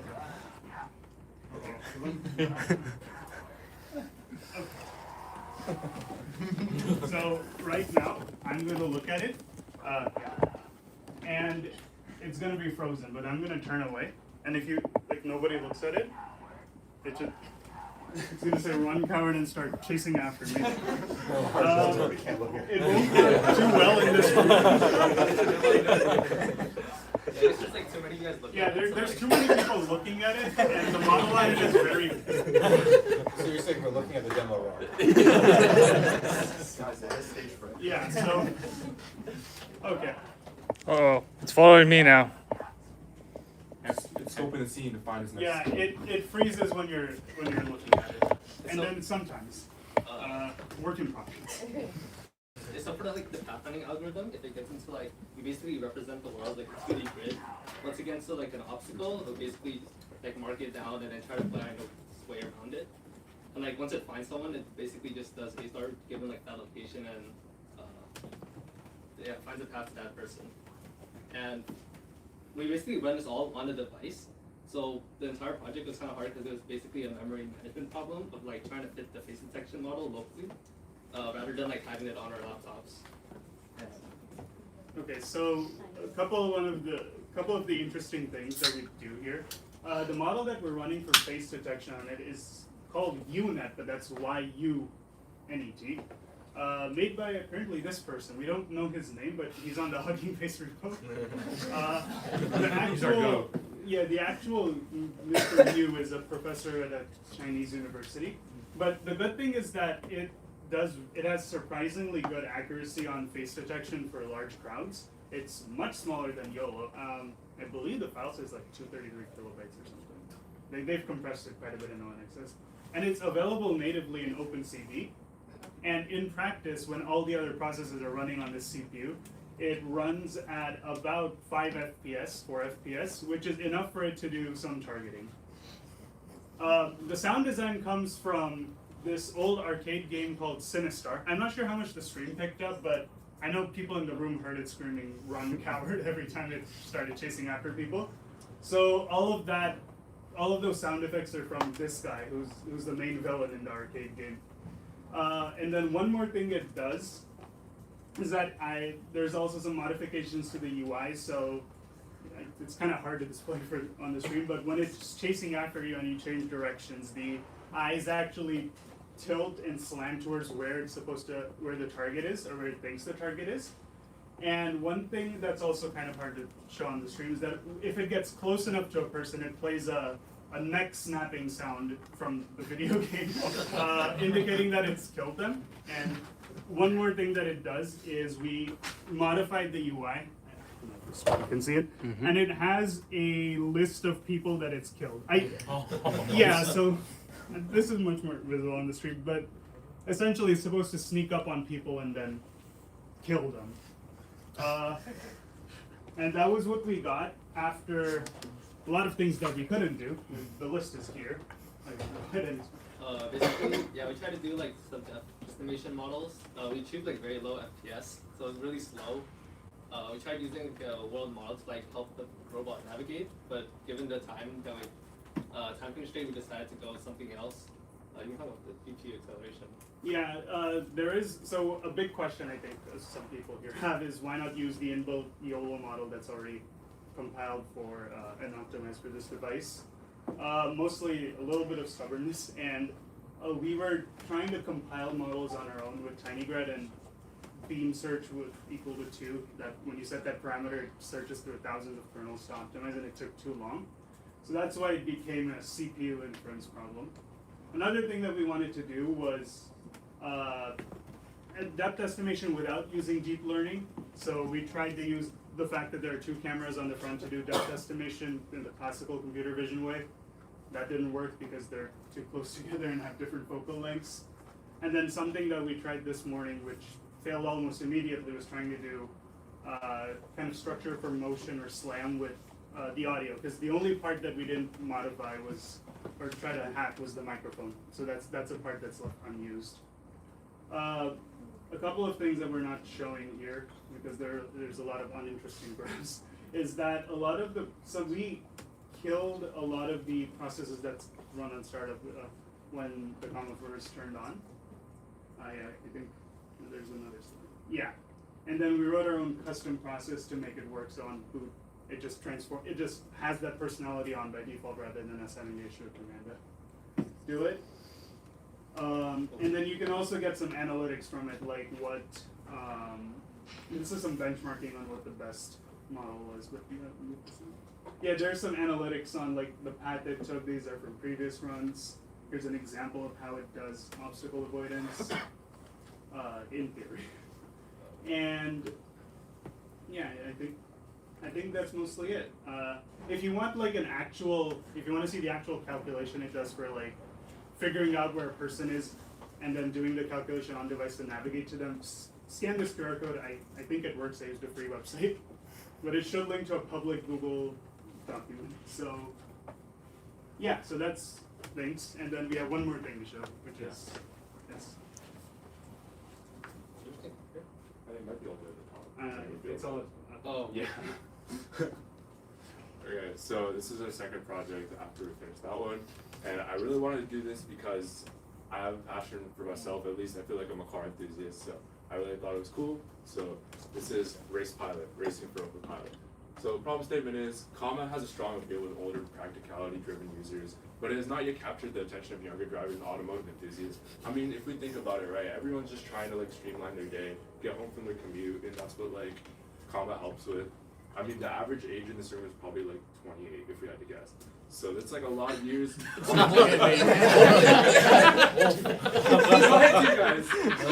Old is gold, but I'm just saying, I feel like there's definitely a lot of market share that's like left over, right? So, you know, there's a large passionate, influential user segment that remains outside the ecosystem. So Race Pilot aims to bridge that gap by creating an experience that attracts enthusiasts and introduces younger users to Comma. So the solution that I decided to come up with is Race Pilot, obviously, and it's an enthusiast-focused open pilot fork that enables spirited driving in tracks, ensuring safety and creating data-driven inferences to help you nail down those track times. We have proximity chat, allowing you to communicate with other Race Pilot forkers, and multiplayer tic-tac-toe with single-player Doom. Thank you to Roy, and I want to give a huge shout-out to Armand because he let me use this car, and I don't have a car that works with open pilot. So yeah, we also have a dragging module, so now you don't have to spend $200. It's kind of a waste of money. So it lets you track your 0 to 60, 60 to 130 in quarter-mile times. And these features are highly desired by enthusiasts. There's a lot of people that cruise out here, especially on the coast. San Diego, there's huge car clubs. So yeah. this was after our first simulation with Armand, and this was the data that we collected on how it uses curvature and target speed, and also like how the car moved. We kind of tried to do 4 right turns and end within the circle. So yeah. So how it works. Also, you guys can feel free to go to the middle. The demo is working, so you guys can like use it. But the track mode, once turned in on dev settings, you have to go to the dev settings and turn it on. It gives access to dragging monitor and the track optimizer. So the track optimizer uses a first driven lap, and it uses a Laplacian algorithm, and it's trained on Nürburgring data with how drivers take turns, and OpenPilot would basically engage on that line rather than just driving. So yeah, and then the dragging emulator, currently it's a $200 device that you have to purchase on your own, but Comma has all the stuff for it, so we were like, why not just implement it? And so it uses speed and linear interpolation, and it saves it, and it's accessible by UI, so you can see your scores. And we have proximity chat through Supabase, and it uses ARTC, and it runs a single daemon. It's currently not the best, but it works, and you can hear other people, so that's awesome. And we have games ported through Python, and we have tic-tac-toe, which communicates with other commas. So if you're bored on a red light, you can play tic-tac-toe with someone, and basically what it does is it uses a token created from Supabase, and if both players are on the same token, then it'll connect you to the game. Yeah. And I would show a video, but I wasn't able to get it on here. That's why I encourage people to go check out the middle. You can literally mess with it. I think RacePilot is super cool. But this is the UI here. So pretty much you would just press the track button, and it would go. This is after going through your first lap. It gives you a red line on how to go through it. And this is just like if you're using it normally as if it was OpenPilot. Yeah. And that's like the UI there. I thought the red stripe or the checkered flag was pretty cool, so I decided to put that there. And then this is for voice chat. This is for your analytics after going on a track. This is the games, and then these are the settings about that. Yeah, you guys can feel free to use it. But again,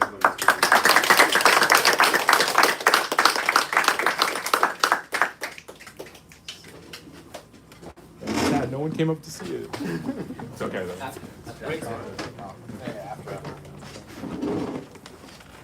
Thank you so much. Shout out Armand and Roy and everyone. Everyone's super cool.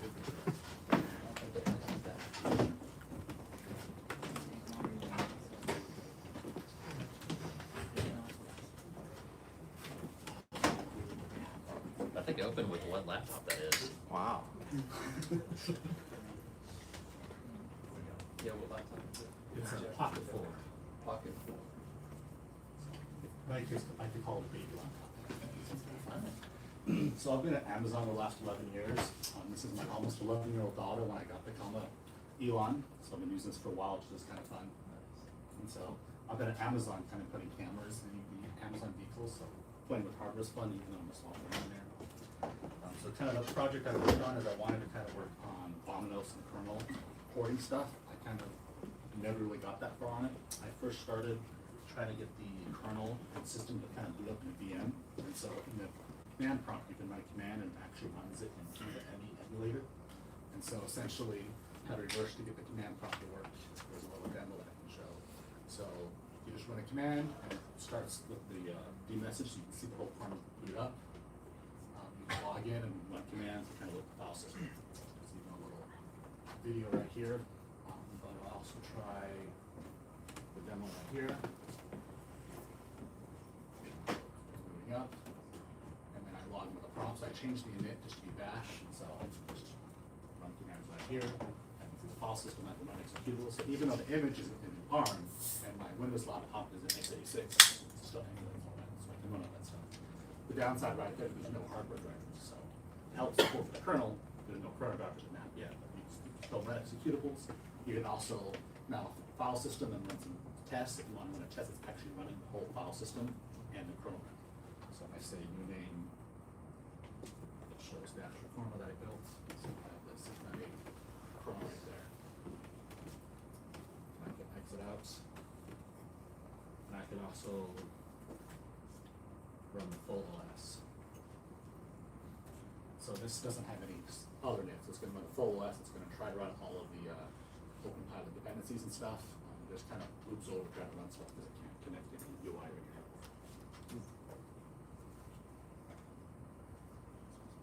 So there's a video of the same thing. other next steps is maybe adding, unit tests and stuff to kind of automate some things there. The puller can actually kind of give those just little debug prompts in there. And the next thing, I actually wanted to flash it to a device, so I was able to flash it to a device using the web. We saw the Domino's flasher there. But I had issues when I ran it with this Linux subsystem.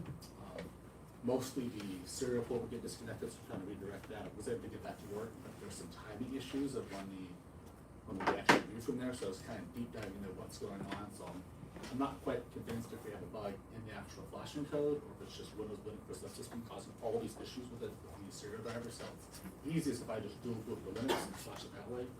But there's still some issues I get on my Mac or on Linux, and so I wanted to use this system, like, can I diagnose some more bugs? So I found some bugs with crashing and stuff. I wasn't able to find anything concrete to put a PR yet. They're just kind of a black hole trying to fix things, but still kind of fun to explore around there, try to get, debug and snap traces out. So I can even show that running the embedded subsystem crashing.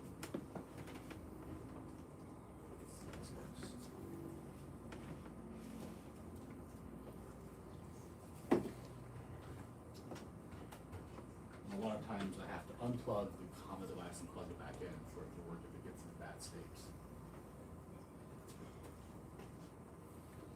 It's not going to work for them right now. I do have a video of it going through that.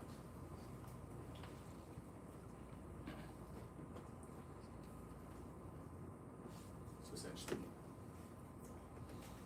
and like I said, I have some debug messaging to know what it's actually sending. So we actually flash it there. There's an acknowledgement before we finish flashing, and then we're waiting for that acknowledgement, which is lost in the Windows cooling system, so it's stuck there. And when it's done, we exit the process. We actually get a set fault the kernel done, and then the device is in a bad state after the power cycle. So I'm trying to figure out, is that only from Linux and Windows system, or is it reproducible and fixable everywhere? So that's kind of where I was at for all that. So we're just kind of showing what's failing. Here we are.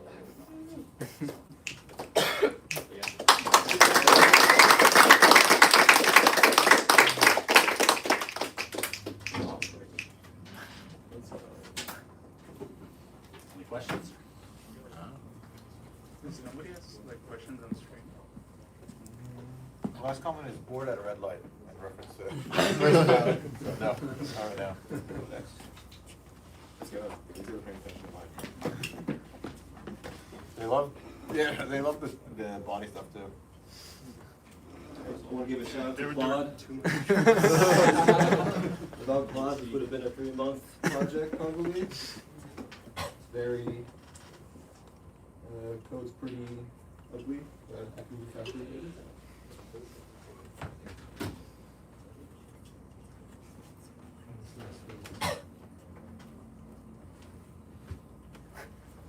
Future is here, so a little background. My name is Mauricio. I go by Mal for short on Discord. I've been wanting to play with the body for the longest time. I had this project in mind for who knows how long. Of course, it's out of stock, and so I took this opportunity to just play around and just have fun with the body. So the future is here, sorta, right? I really want to just body to be more human-like. I just think it's fun to show my friend, hey, look at this robot, see what it can do. So to me, I'm thinking all I want for Christmas is a robot that listens and responds, a robot that walks around, and a robot that knows when to be quiet. Okay, so without further ado, let's just we sort of get that kind of right. So enough chatting. Let's just see the demo, because why not? Let's just see the demo. Just like any smart device, right? We only want to make sure we have a mute or unmute button, right? Because we don't want people listening to us, right? Turn it on. Okay. Hey, comma. I see you've got a box and some tools in front of you. I want to chat about I can't see anything. It's very eager to help. I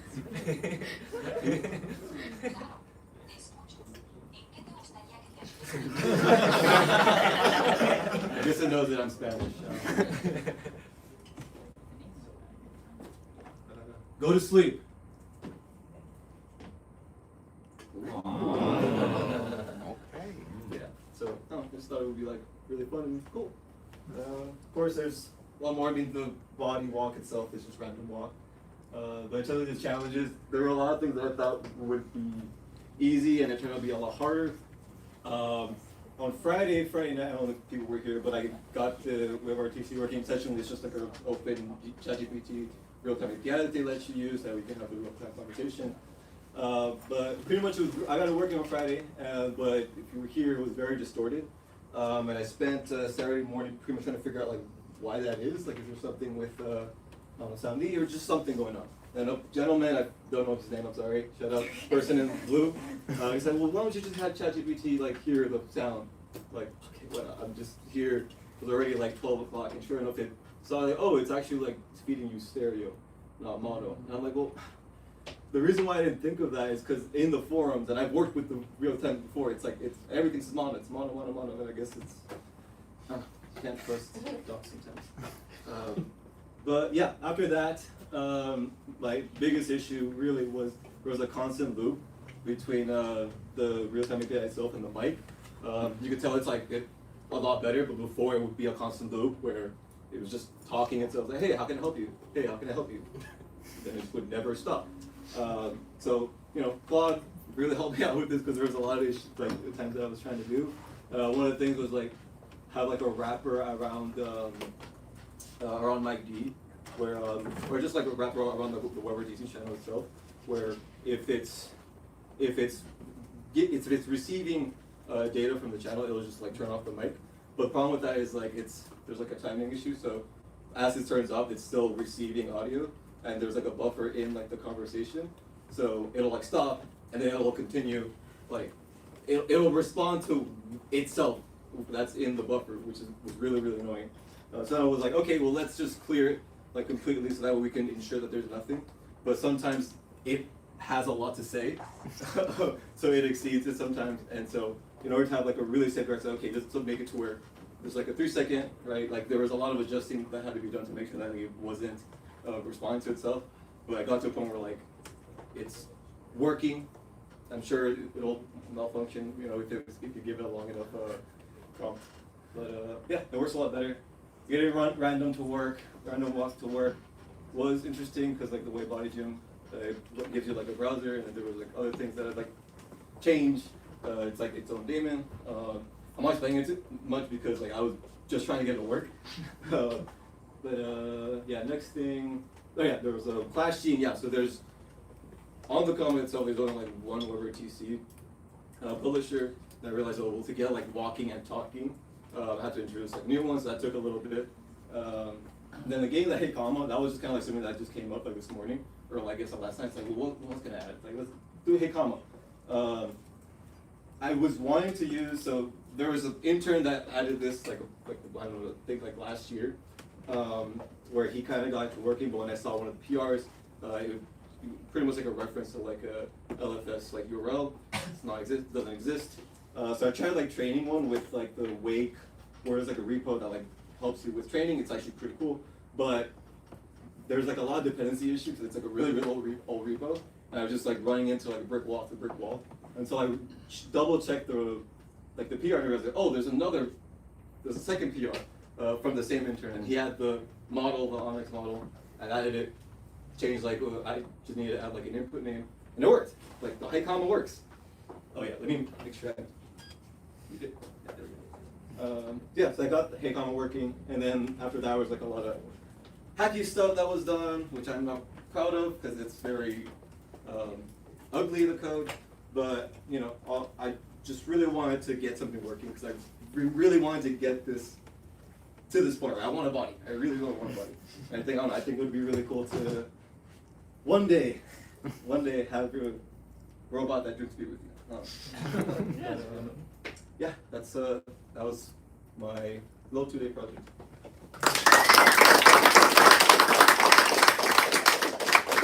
Are you gonna keep working on that one? When I get a body. I think we're gonna start saying So- I'm a body B2. I want a body, come on. Probably, if we're gonna talk to the thing on a regular basis, echo cancellation is kind of a solved problem in other domains, video conferencing and the like. So that may solve your talking to itself problem, to do echo cancellation on the device, so you're not feeding speaker output back to the mic. Okay. That could probably be generally done for body at some point. I'm looking at it.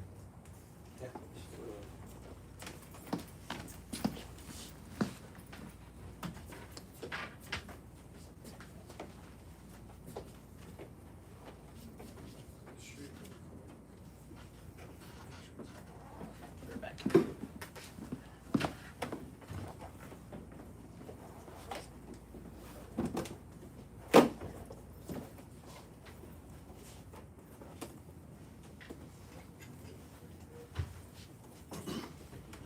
Okay, I'm Sammy, double E. It's my first time working with a comma, so I've been working on like a little robot where I put my iPhone in it and it uses like the LiDAR to kind of map out everything, and then you can pick like waypoints and stuff for it to drive to, and it will drive. But then I wanted to use the comma because it's like cool, but obviously it only has one camera, so I started thinking like how could you get like any sort of like monocular depth estimation. Okay, that's true. But in general, yeah. So I guess if you want to see it on the screen, I added to the device menu a little depth camera thing, and what this does is run Midas, and it will start logging the depth. And so I started plotting like the closest pixels like in like a vertical column and the furthest pixels. So you can kind of see that like there's like a gap right here where it's like blue, and that would be like if you wanted a route to drive in, like if you could get the IMU working, you could like pick these open paths because that's like where the most depth is in the frame. So that's what I worked on. I unfortunately could not get the IMU to work reliably. It's kind of like jerky. Started logging it, but it didn't really work that well. But like if you stand in front of it, So Midas is running on the device or on your laptop? yeah, so this is running on the device at 1 frame per second. This was the fastest I could do. I tried depth anything, and I was taking like 1 frame every 12 seconds, which is obviously totally unusable. But you can kind of see my outline, and you'll see that the lower line is like close, right? Because that means that it's like blocked. But over on the right, it is like further back. So that means that like if you were a driving model, you would kind of orient yourself to the other direction because that would be the open path that you could take. So that's about as far as I got. I tried plotting the IMU stuff, but you can see that it's just like not like no matter what you do, it's kind of wrong. I even added like the magic Magic algorithm, but it didn't really help. So I think the next thing would be like trying to implement like OpenVIT or something on the device to kind of get like location tracking based on the camera stuff. But yeah, that's my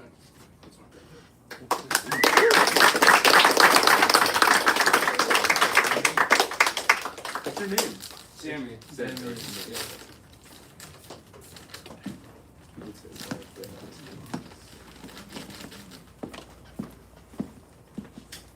Woo, dude. California.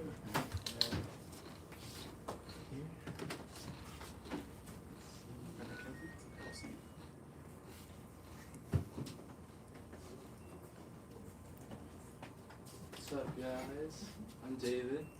I like technology a lot. I'll be focusing on UI and just kind of thinking through experiences. This is the Common 4 on-road, to be more specific. Problem I came into is that when I was working on the on-road UI type stuff, I was like, frick, wait, that means I gotta go all the way to my car and try to do all these UI changes. I could do it on my laptop, except because the Comma 4 is a lot smaller than how the Comma 3X used to be. If you guys have seen it. Nope, that's not it. Right here. It's a lot harder to really have that accurate feel when you kind of play around with it on the screen. And what I've seen is that a lot of times my designs are like 2 to 3 pixels off, which can make a big difference on screens like these. But essentially, I've been trying to think through how can we make things more useful and clearer to users that are more actionable. I've always had like a long-standing beef with the Gmoji I thought it was cool at first. I still think it's cool, though I always make the argument that's kind of similar to the touch bar at the top of a MacBook. Where it's like really neat at first. I can like control my volume and my brightness and stuff. But after a while, you notice that like you never really use it. It's sweet because yes, it does tell you that it's alive.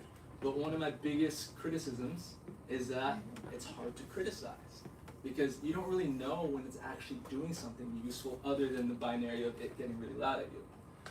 So what I've been working on is a thing that offers a different experience.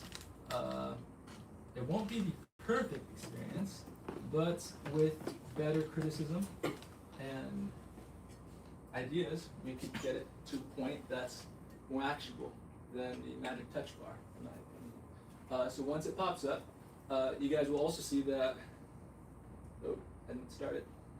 Give that a sec. This is going to be stock UI, and then it should pop up too soon.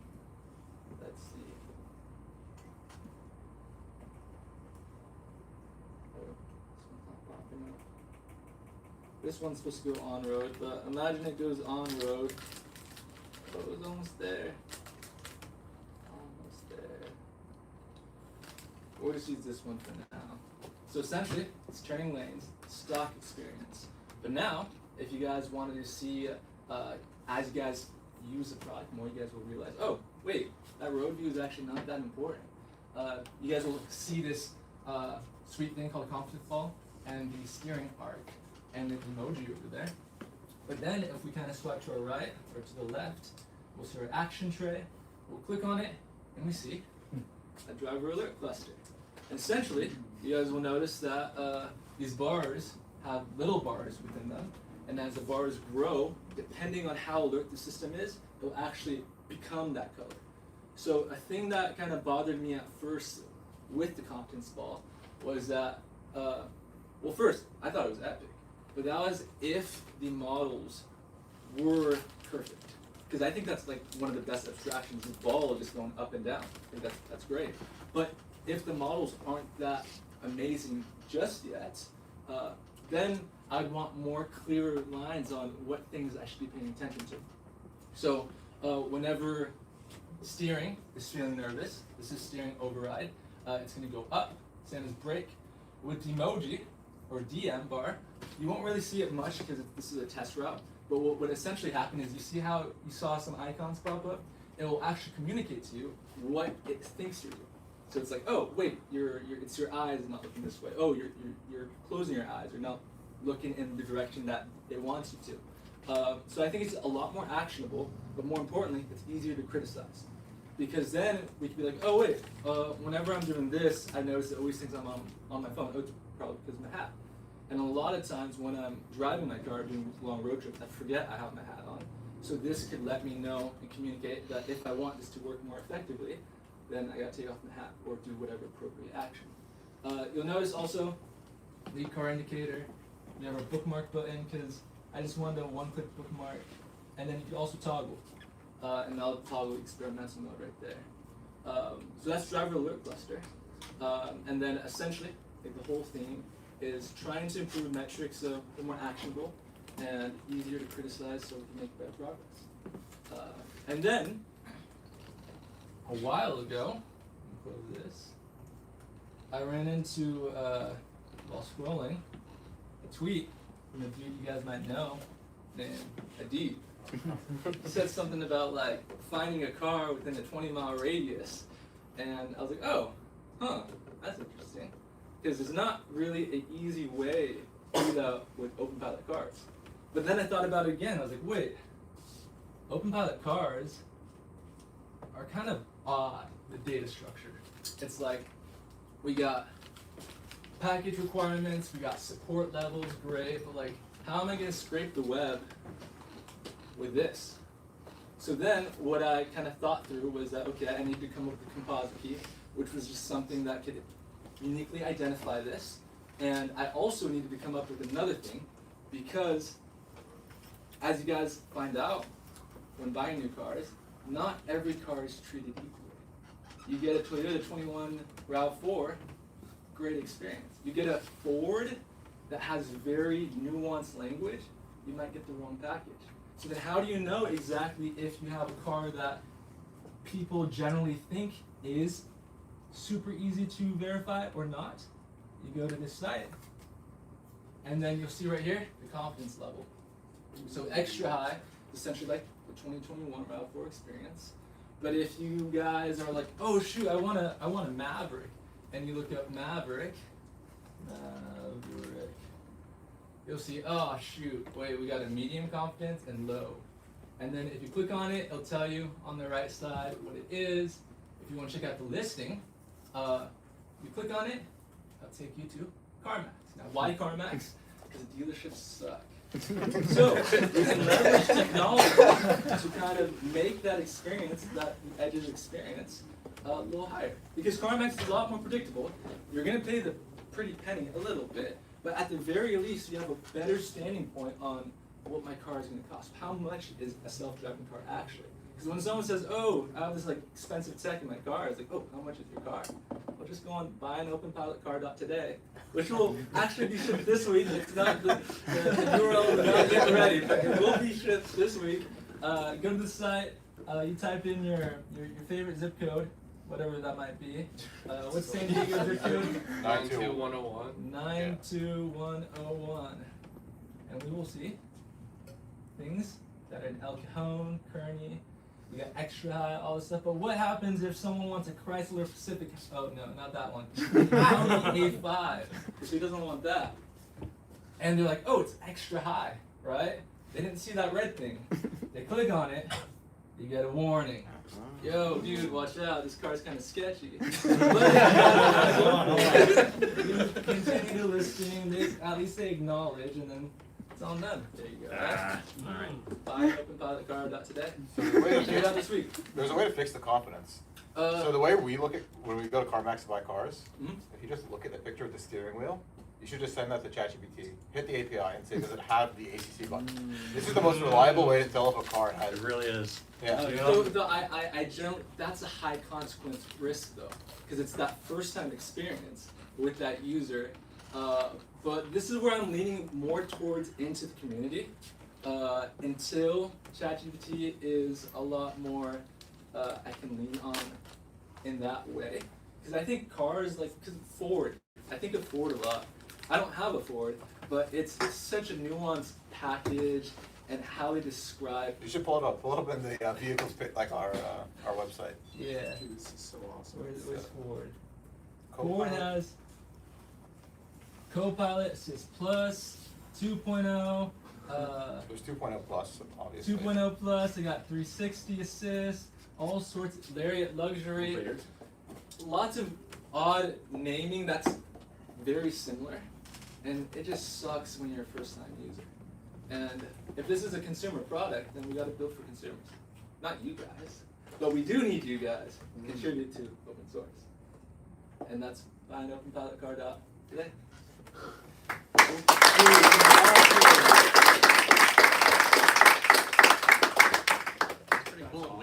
Legitimately get a lot of people. What's the best or cheapest open pilot car? What's the URL? You know how to get more answers. BuyAnOpenPilotCar.today.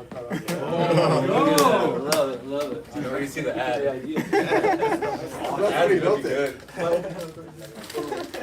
was like, where'd you go to this tweet thing? That's actually awesome. It would have been funny if you pulled up the tweet too. Dude, I did have it, but I was like, oh. See if CarMax has like affiliate links for This is why I thought, you're right, money down. Win-win, you know, everybody could experience. We'll get them. Little kickback. Hey, hello y'all. Thanks for having us. My name is OC. I'm a new OpenPilot comma user. I just really became aware of it very recently. I saw the comma hack thing and I applied and I got invited. I was really excited. I'm still very excited to be here. I've learned so much just from being immersed in the community, and I'm really excited for how I can contribute in the future. But this weekend, I don't think I contributed a lot into you guys, more than I got from you guys. So I started by having this. I knew I needed to get my Open Pilot, being able to test it. But this is as far as I got before Friday, and I had, you know, I didn't know what it was supposed to look like. I saw other videos what it could look like, but I wasn't sure where it's supposed to be. So I got here and I started messing with it a little bit more, and really I just kind of went from this process to really being able to what I did basically create use Claude to create code that can detect whether you're looking at a demo from or a route video from a comma 3, which is most of them are that way right now because of just the content that's there, versus a comma 4, which is pulling up, and it was initially pulling up very jumbled. And so once I got the camera, first the camera was stuck. Once I got it unstuck, then it looked like this, and it had this overlay. And eventually I was able to kind of fight through that and be able to get it removed, but it was still very crowded. And then eventually I got it to look like this. And technically I'm supposed to, I wasn't able to verify that I was being able to identify data that was coming from either a comma 3 or a comma 4, because when I ran it with data that was supposedly on the from comma 4, it gave me something very similar. So I wasn't able to really verify. I'm not confident to say, hey, that I really solved that, but I'm definitely a lot closer than when I started. And so again, I'm just really excited to be part of the community. This is what's next for me, is to do much more hacking and find ways to contribute, either through, you know, solving challenges and different things like that. My initial idea of you know, because when I was applying for this, I said, what are some of the things that I thought about that are problems for me, and I will solve them. I'm happy here from San Diego, and so it's easy for me to be part of this.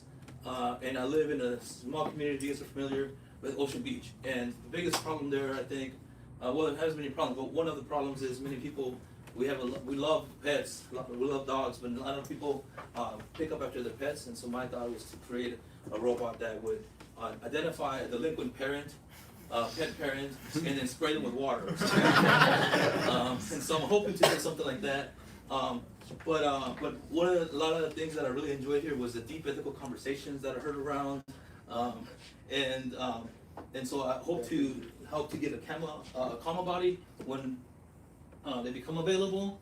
And another thing too is one of the reasons I got informed about comma is I'm on the wait list to get an Acura car, and that's supposed to run with Open Pilot and some of those things. I'm number 840 something, so I'm hoping that they start producing those soon, and excited about what's next in the future. I want to give special thanks to our host here at CommaHack, and especially Julie for all the food that she provided for us.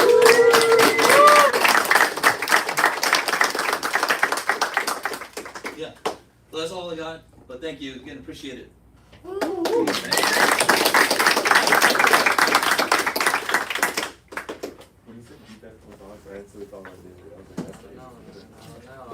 There's that guy too, who was sitting there. You weren't there. You were with the pinball. You're talking about level.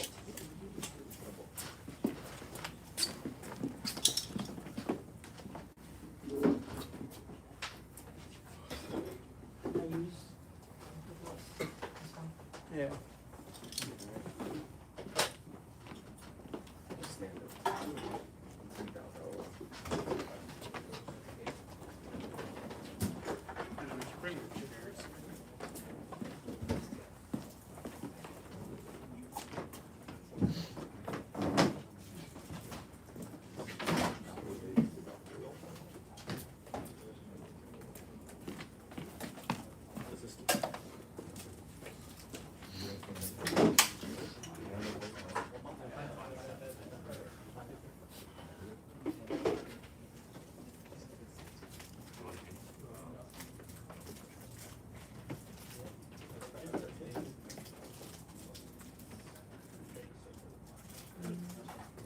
Does anyone have a CD to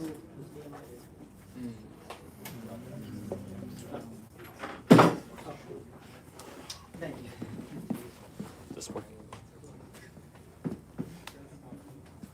That's Oh, 2 no, HDMI. that's By the HDMI. way. I have an HDMI to HDMI. Sorry? I have HDMI to HDMI. There's probably HDMI out to the TV. Plug it into the back Yeah. of the TV. Oh, yes. No.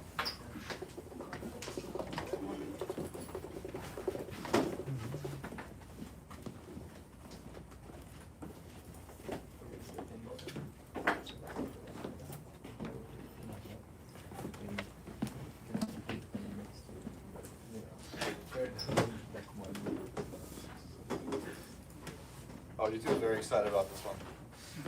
Very excited about Salsa Pilot.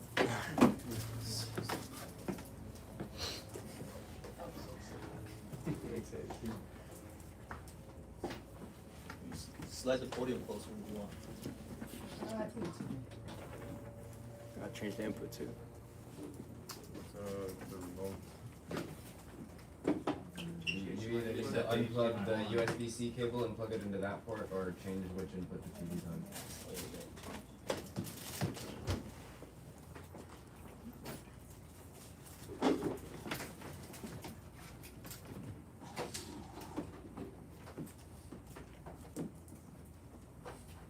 You unplugged it, don't change it.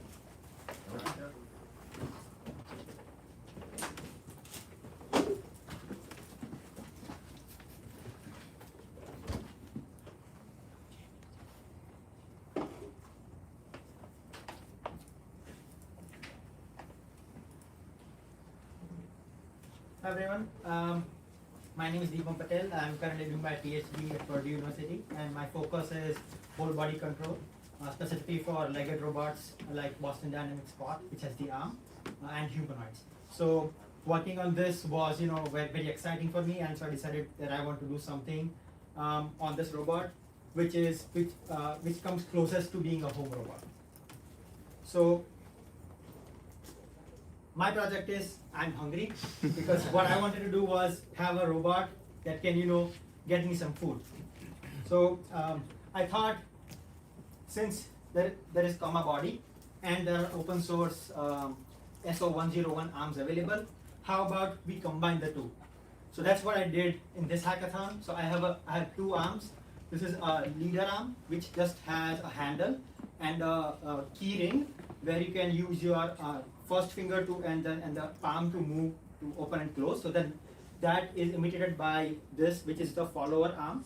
So whenever you open or close the leader, the follower arm also does the same thing. So the idea was simple. Can I have a robot which can bring food to me? So I started with, let me do it first in simulation.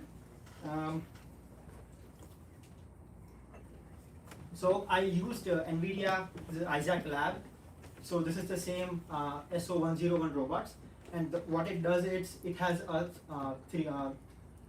6-DOF pose, and the goal is for the arms to reach that pose.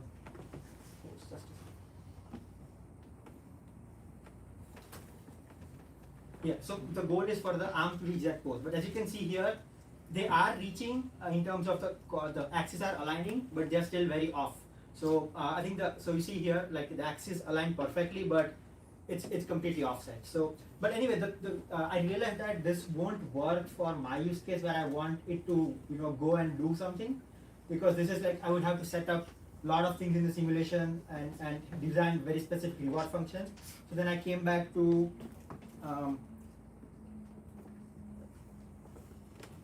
so then I thought maybe let's start with imitation learning, because I already have the leader and follower arm. I can just collect some episodes using the leader and then train the follower based on the data that I collected. So and also that I realized that it's going to be very tough, so I changed it to answers. Initially I thought, I'll grab the orange and maybe like try to peel it off, but it was going to be very difficult.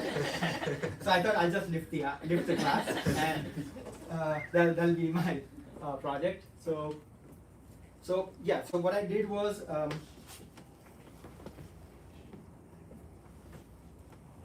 I have this.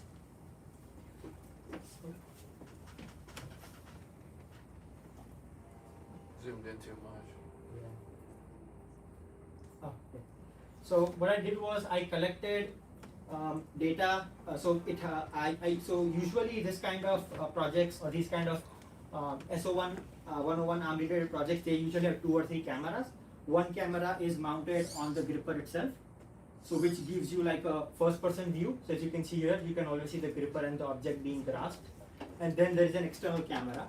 So since we have I have comma 4 here, I use the D cam because there's a benefit that the D cam slightly tilted, so you can see more of where you're interacting with, because the road camera are straight, so even if it's a fisheye, you cannot see immediately. So if you're standing next to a table, you cannot see that part immediately, adjacent to you. It's much further, right? So DCAM helped a lot in that sense.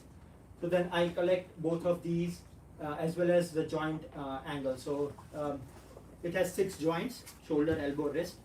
So all those joints are also recorded. So then I trained a simple VLA, which is a small VLA by Hugging Face, which is it's a very lightweight vision language action model, and all you do is record data episodes and then deploy it on the hardware itself.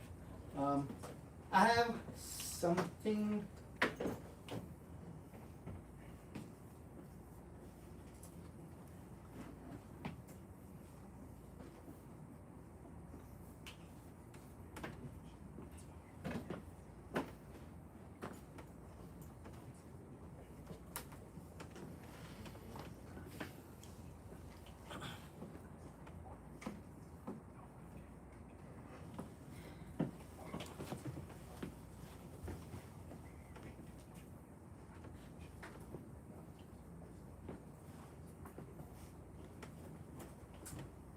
So there are 2 things.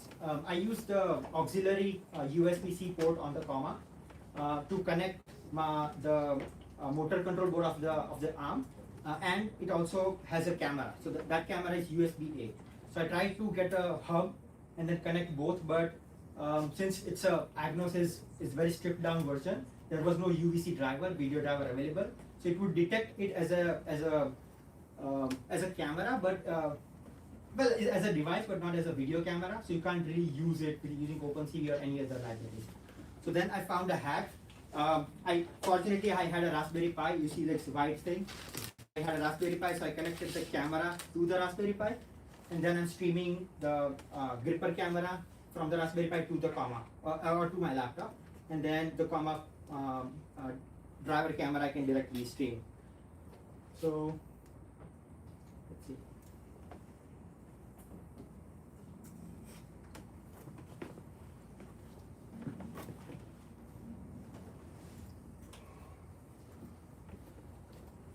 So what I'm doing right now is, I wanted it to be an end-to-end demo.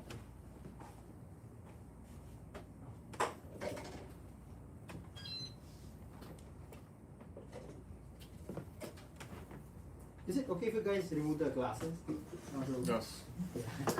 Thank you. You gotta pick up the screen. Let's see.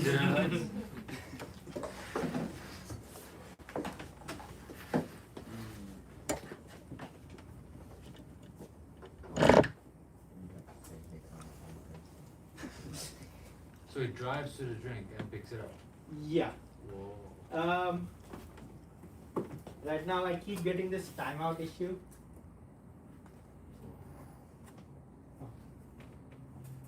So what happens is, I think it's because of high ping. It connected once. So what happens is, when I run this, it opens up an OpenCV window where I can see the driver camera and the wrist camera together. And then what I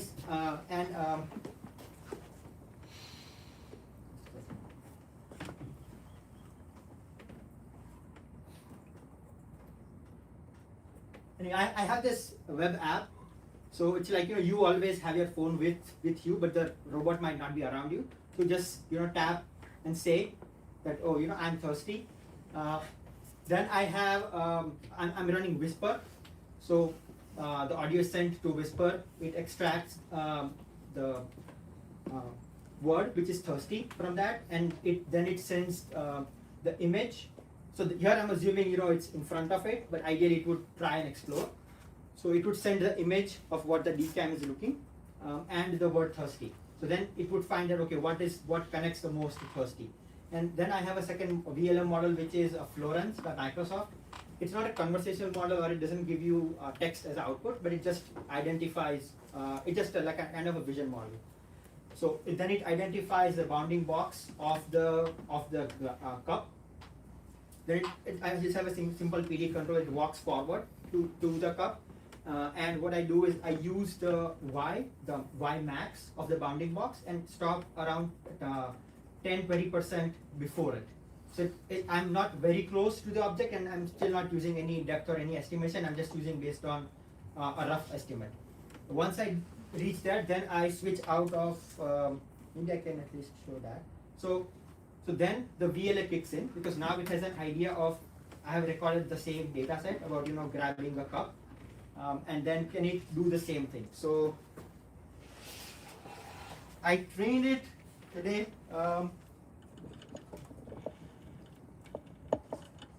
But I couldn't deploy it. I had some issues, and then plus my laptop doesn't have a GPU. So the original goal was, and why did I use all of open source or models? Because the goal was to have everything on device, just like our Comma has. We don't send an API call to drive, right? Everything runs on board. So that was the goal. That all the models that I use should run either on my laptop or this. So the ultimate goal is to deploy the VLA model on the device. So this is one of the. So I recorded the episode that I showed you in the video. This is.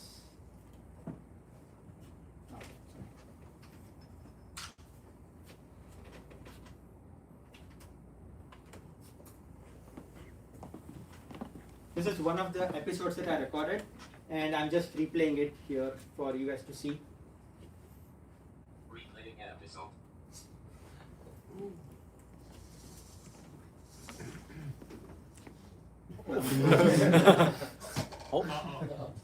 Yeah, then it just drops. Oh, so this is just replaying offline episodes? Yeah. But do you have a model that's trained on those episodes? Yes, I trained for like 250 steps because I was running out of time. It's around 0.25 loss. I think it might work because it's like very ideal scenario. Yeah. So maybe it will grab this time because I moved the cup. Replaying episode.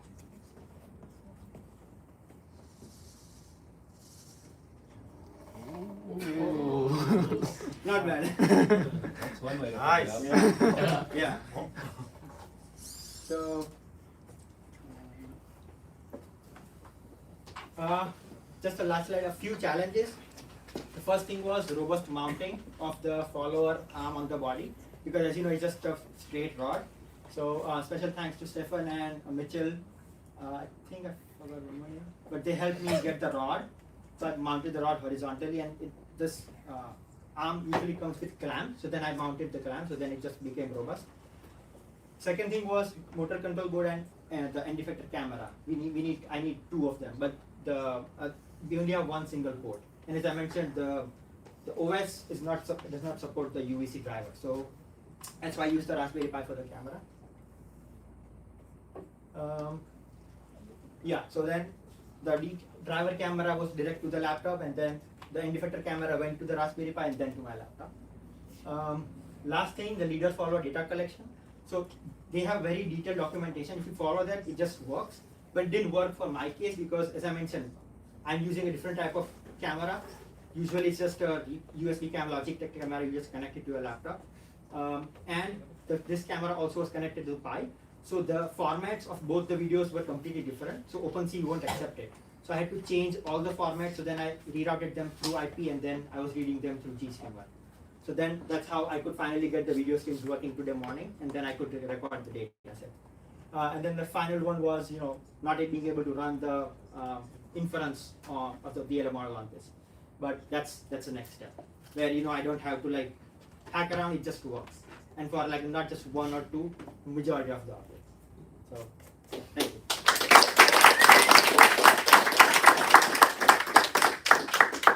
Do you actually need the wrist camera?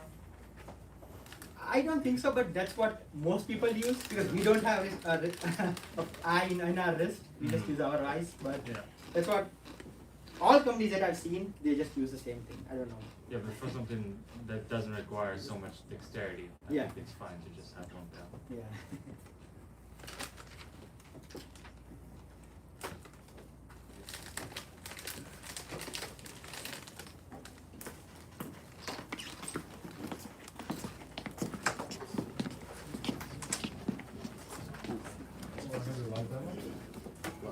No. You want to come in? We got Kernel.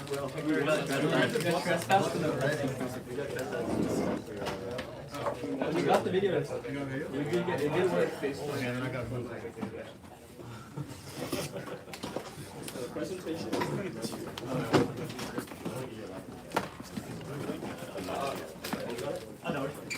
Oh.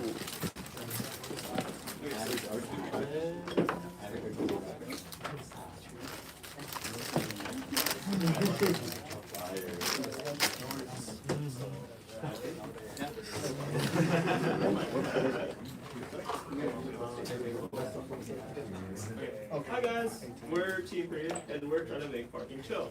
Yeah. I'm Osher. I'm Rohan. I'm Divaj. I'm Warren. And I'm Joey. Yeah. So kind of set the scene, right? We're gonna structure the slideshow in a kind of chronological order. Our end goal was really to make an end-to-end parking model. And one of the most annoying things to do that in a 36-hour hackathon is getting data. So we're gonna just kind of start from the start of the hackathon when we were really optimistic that things would work, and then when we quickly learned that things would not work, and we had to switch our approach. As for training this kind of model, you need a lot of data, and like it's not like we're gonna drive in a parking lot for 4 to 5 hours straight. You know, who would do that, right? That's foreshadowing. That's insane. That's really lame, right? So we wanted to find a really nice, scalable way to generate synthetic trajectories, and one of the cool things being explored was Gaussian sliding. On the drive here, because me, him, and these guys, we flew to San Francisco because it was cheaper, and we drove 8 hours down to have our car with us here. And while along the way, we scanned parking lots with a drone. So That video. this is us in non-conspicuous way flying our drone through an empty parking lot. And this is one of the actual splats. Looks kind of clean, right? And with this, we tested generate some synthetic trajectories. Well, actually, no, this is actually the drone footage. This is actually the parking lot. This is across the street. Yeah, This is over here. It's like about 2 blocks that way. I was plotting more parking lots. Yeah. So the drone is kind of stable. The drone also encodes GPS data and your metadata for the MP4 outputs, which is really useful for scene reconstruction. And you think it'll look good until you have these trajectories that look like this, which is not very good. And the reason we have these blurs is mostly because we were flying from the top and not kind of car level, so you have really bad Gaussian, when you do the Gaussian sliding, you have really bad, artifacts towards that point. And so from there we kind of tried to pivot. We tried to explore So this is SAM3 segmentation. Basically our thing was like, okay, if model doesn't work with pure world model information because it's too big, what if we just segment out the parts of the parking lot that matter? Because if you have like a world model but it works entirely on masks, then it can be much smaller because there's like 2 color spaces. And if it is able to understand parking spots, then in theory if you go near a parking spot that's already segmented out on device, then you can just park in it. Yeah. And the right video was actually not of the parking lot. This is just like a general driving video of deep tennis. So you can see like the road. Yeah. For a lot of maybe obvious or not obvious reasons, this also wasn't a very good technique, and we kind of tried to get rid of that as well. This is an example of one of our structure for motion outputs. We use Colmap. Colmap was a really big part of our initial structure for motion pipeline, and this we'll scan a lot before we did Gaussian spline to get the full scene reconstruction. After that, we also tried Carla. I don't know what your guys' opinion is of Carla. I have very strong opinions of Carla, and as you can tell by the tilted rows, they're not very good ones. Actually, wasn't that bad. It's just the annoying part is that parking lots, worlds are kind of not a big abundance in Carla from I could find, and we quickly scratched this method because it took a lot of time. One thing we also tried to explore, in addition to fixing that little blurry imaging, was NVIDIA has a lot of things called NVIDIA Fixer, or 3D, what was it called? Diffixer, which kind of uses the diffusion model to, given all your recorded frames, it tries to de-noise this kind of area when you're exploring through it. And you can kind of see it actually makes some parts of the parking lot clearer, but it doesn't really do well for removing the fog. And we spent a solid, 9 to 12 hours on this before getting okay. I think the cost of the GH200 was a lot more. Yeah, that too. What we're getting. Yeah, this was cost a lot of compute. It was not fun. It was definitely going to be a waste of time just to train and repeatedly see outputs. So we quickly scrapped that method. You know how I said driving for 4 hours in a parking lot was pretty lame? So we did that anyway yesterday because I couldn't do this. So it was not very fun. This was another NVIDIA paper that did not reproduce. So this is Cosmos, one of their style transfer models. So this was just from trajectory. So it's kind of like making the front of the dashboard here, and it made blue skies, but this is pretty much unusable. So we had to After Friday, like we woke up Saturday morning and we're like, we kind of have to pivot. Here. Again, the entire point of this entire thing is that when we create a splat, then we can create trajectories within the splat, and so in theory you would have unlimited driving data, because you could just, create unlimited trajectories in your 3D reconstruction of the world, and if you did it from the correct angle, then you would have your velocity information and also just driving footage inside of the world. And additionally, you could use like a learned kinematic classical model to actually do inputs, so you would get even like closer. And then with like a very little amount of the Tesla data that we used, we could just like get the fine tuning for the actual dynamics of the car, and then infinite data. Yeah. This is a fun snippet of our journey trying to find shallow parking lots. It's quite hard to find parking lots, especially like during lunchtime, because we only can record from maybe 10 a.m. to like 6 p.m. is like our data gathering time, because we wanted to fit the model to be daylight, because A, it's safer, and B, it's like double the data gathering if you want to do night, probably 1.5, not double, but yeah, so we found the lot next to Kama when we first pulled up, and we're like, oh my god, it's amazing. This lot, this is beautiful, it's empty, it's large, it's luscious, it's everything we wanted, and then we realized it's not a lot, so. We could not get into this lot. So the lot we ended up using was like 8 minutes that way, it's the PetSmart, more details on that later. Oh, yeah.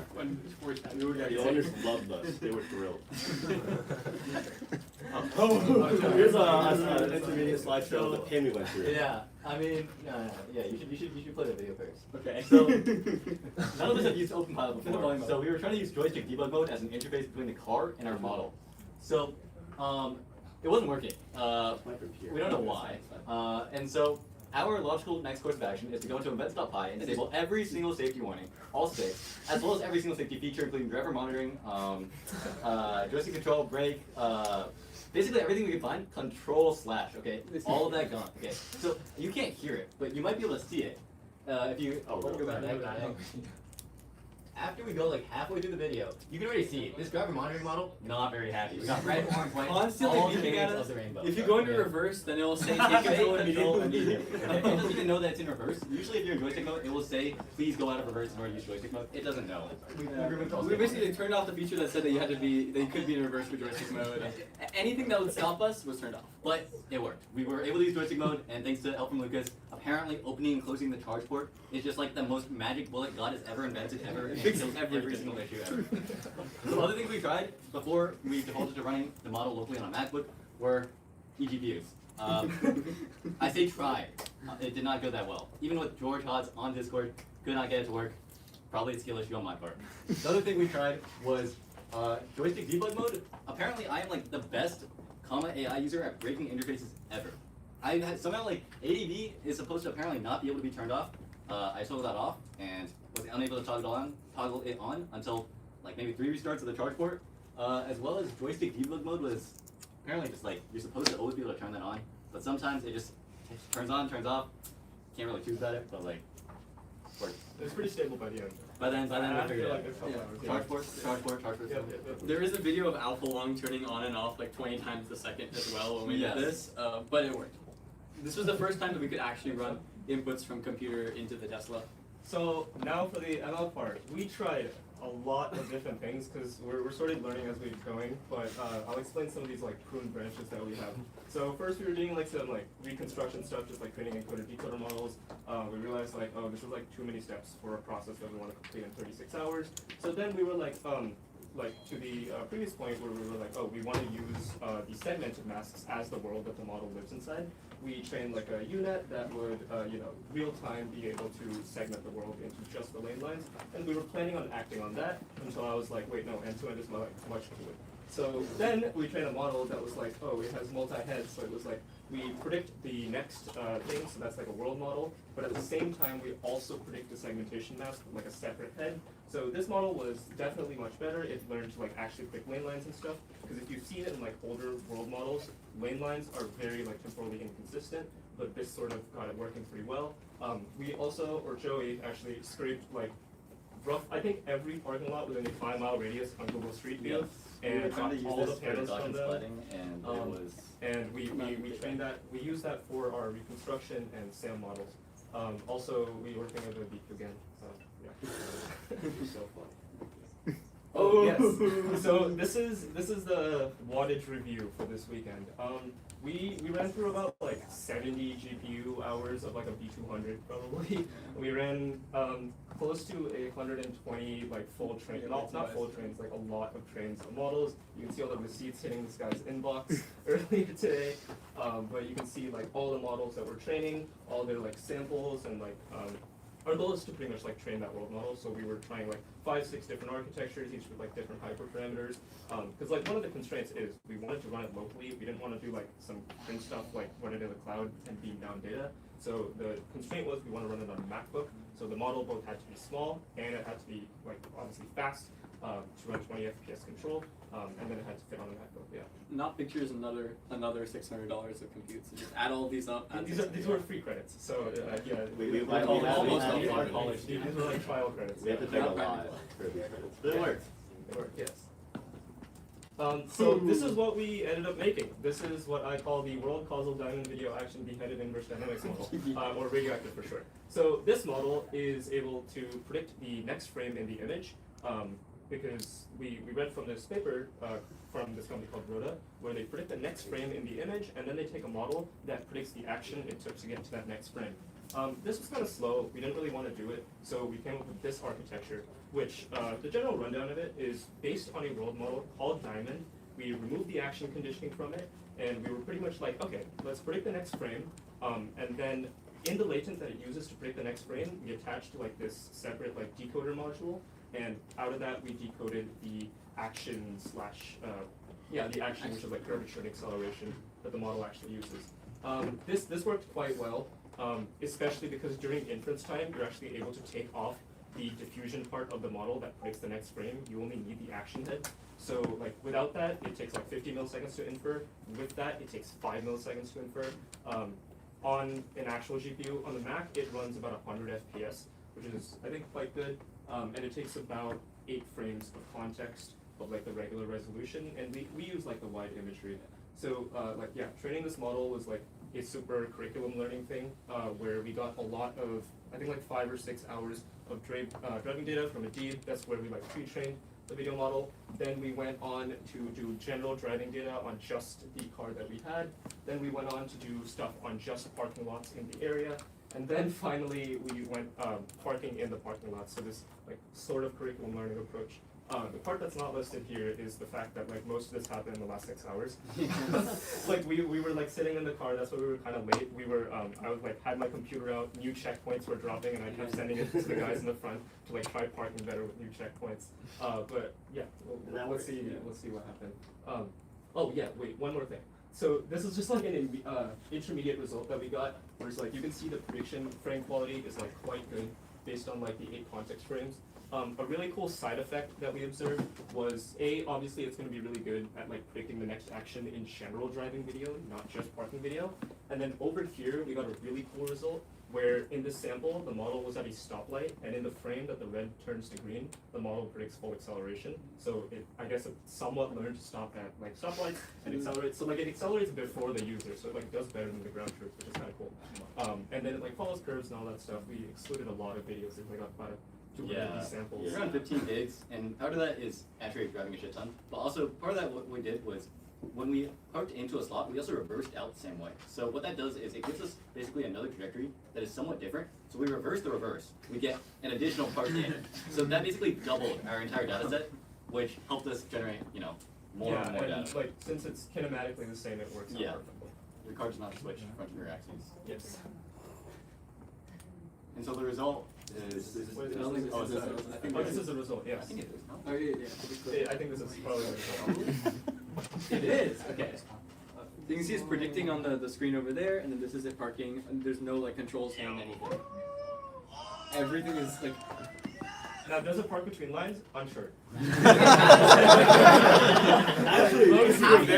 half the time, the main things on the long tail that it did, or long H tail, the medium tail that it did capture was stuff like actually slowing down before the curve. It's like the average US driver, like that's what we're right now. It does that about half the time. It slows down before the curve. The other half, it curves my car. So that was a little problematic, but we had a driver up front. But again, like it does park. This is fully without any user controls. Running. And this was on a lot that And another thing was because it was like curriculum learned on general driving data too. Like before we got kicked out of the PetSmart parking lot, it was it was like stopping at stop signs too, and it was like doing the whole. Like when you it like was come not to a just corner, parking. it would predict actually going Like around the turning. corner. It would curve the car, but it was getting there. Yeah. And also, this lot is not in our training data. We were at a PetSmart previously. We got trespassed from that PetSmart. They did not like us parking and reparking, and so the security guard came over and kicked us out. Like the lot behind PetSmart, because that's obviously infinitely better. And so this is not in our training data at all. Like we have never seen this lot before. The owner complained that, hey, you guys have been here yesterday, last night at 2 a.m., and like right now, what are you doing? Get out of here, I'm calling the police. So we stayed for about half an hour after that. We stayed because another Tesla came that was the same color. So we were like, let's just stay for a little more. Security guard was watching that Tesla. We have an so it was, alibi. like, Yeah, super cool stuff. Oh, and really big shout out to Adib for helping us a lot. We would not have been able to upload our data. I don't know if anyone else had this issue. We were unable to upload to Hugging Face before our video pulled us up. Because we had like 15 gigs. It was going to take me over 7 hours to do 1/2 of the data. So obviously that's not a very productive use of time. And we like to think that our cafe down the road, because we used them on day 1 to upload like 8 gigs of data. We went there, we got like matchas. They were hosting a party yesterday. It was a private party. The gate was locked. I kind of snuck around and I hid in a dark corner for 40 minutes to upload. It was really sad. And then he got kicked out. And then I got kicked politely. It was a good interaction. The guy was really nice. That's fine. Anything for data. Yeah. And this is our arbitrary but serious number, which we dubbed the amount of times we bugged Adib annoyingly. It might have been more. We actually couldn't count it, but it's probably like this. But we really appreciate it. It's roughly on the right order of magnitude. Yeah. We were quite the delay. Yes. Sorry. Thank you. Thanks.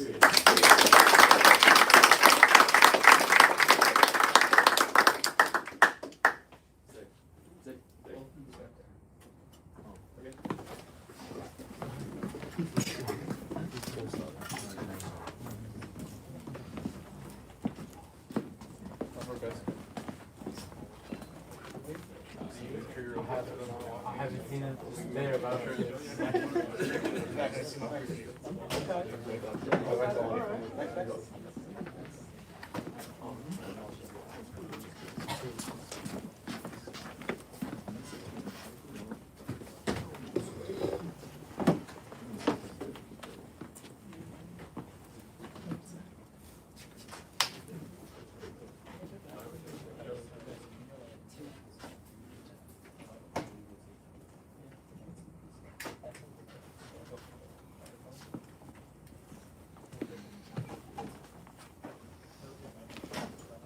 Our project is integrating OpenPilot with NavSim. So NavSim is a pseudo simulator that's somewhere between a closed loop and an open loop simulator. And I think these guys can go ahead. So in the last 2 days, we tried to answer this question: how do we evaluate the end-to-end model better? And why we need to do this is because we are constantly pushing changes to the model. We are gathering more data, training it, making it better. But we also really want to measure if the improvement is there and how much, and be able to quantify that improvement. So that's why we thought about making eval better and also faster at the same time. Traditionally, there are two evaluations that happen for two types of evaluations that you could do for end-to-end models. Now, I'll just talk why this is different from traditional supervised learning. In traditional supervised learning, you have a definite output. For example, if you're detecting cats, you could either detect the cat or not detect it, right?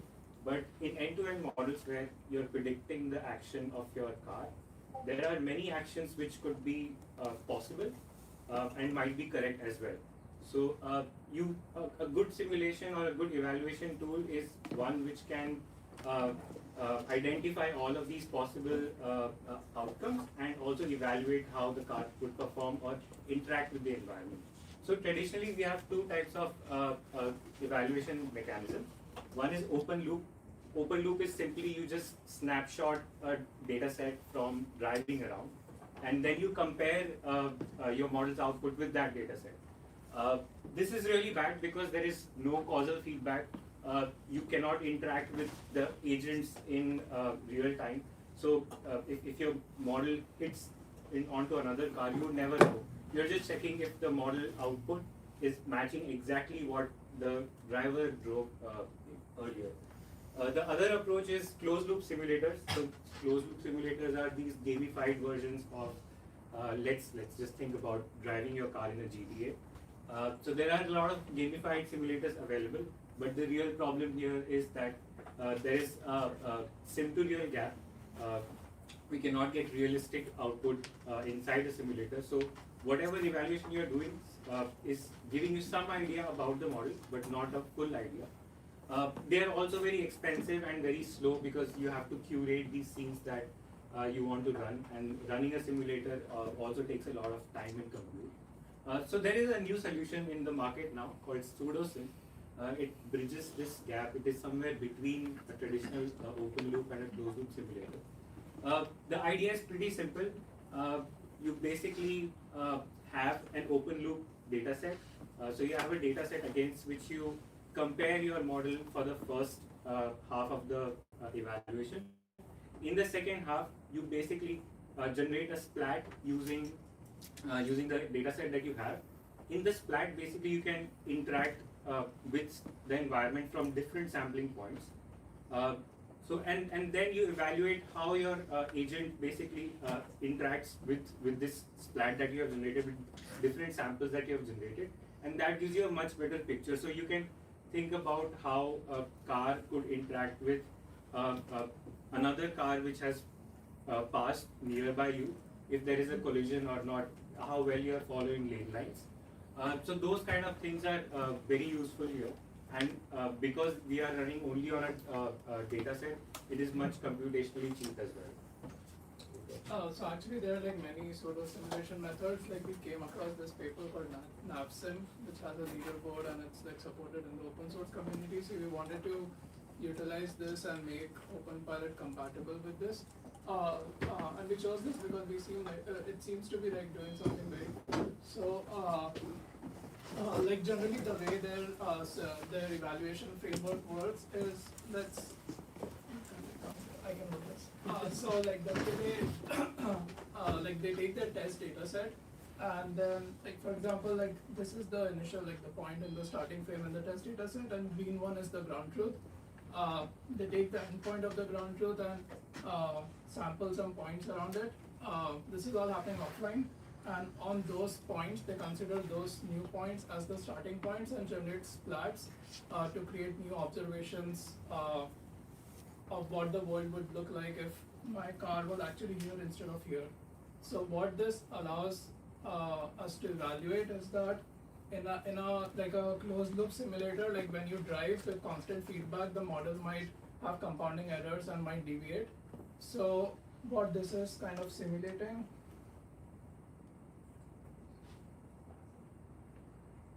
So what this is simulating is like, let's say your car at the end of 4 seconds should have ended here, but because of compounding errors, it ended here. So if I run evaluation now on this point, will my model do a recovery behavior or not, or will it go like out of the distribution? So like we felt like this kind of evaluation is really useful, and we can run this in like CI/CD pipelines to evaluate our models whenever we push a new one. So and these are like some of the metrics they give us. So like this is like the high-level vision that we had, like how like OpenPilot can use this NavSim. One is like step one is like collecting a data set that OpenPilot's model is compatible with. For example, with like at 20 FPS with 5 seconds history and all the wide angle and the narrow camera. Step 2 is render the synthetic scenes at like those sampled points.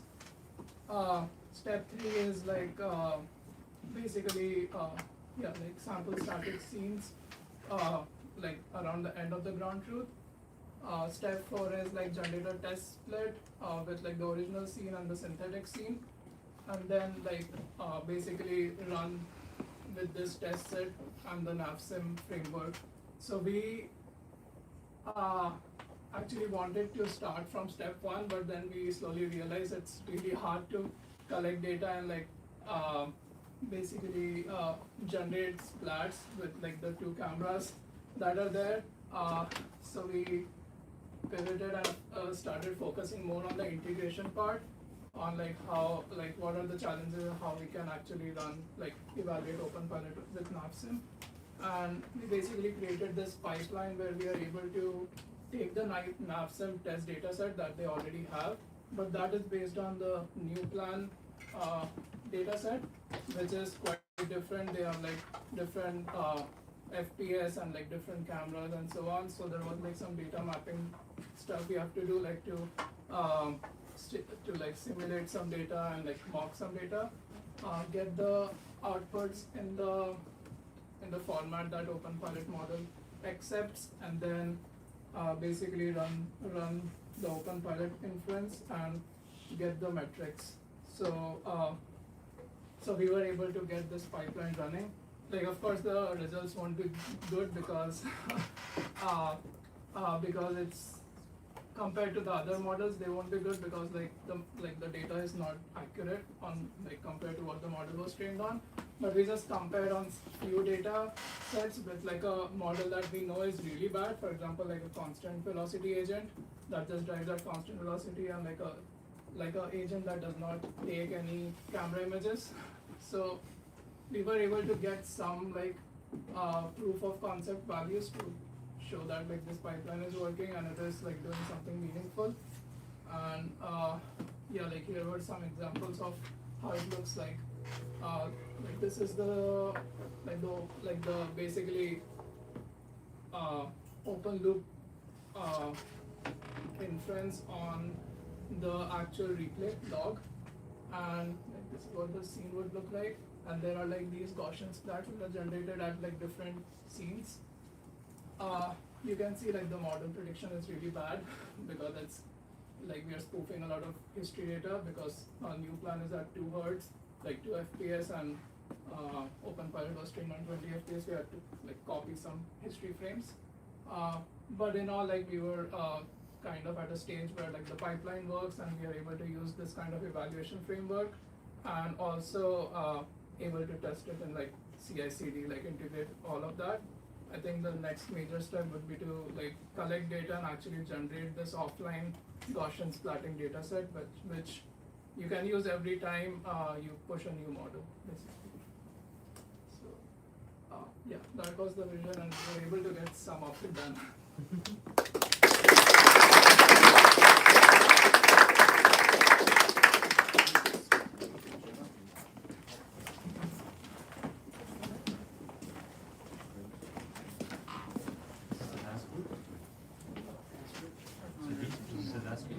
No, there's a couple more back here. One more? There's one more. The dog. The FPGA.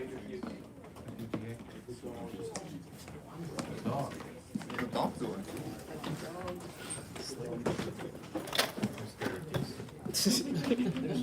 The dog, yeah. As you should be. I know my hand. Oh, wow. That's more of the first one. Scary, man. You gonna snap? Where's the cable? Dangling. Okay. No, the HDMI, yeah. It's not bad.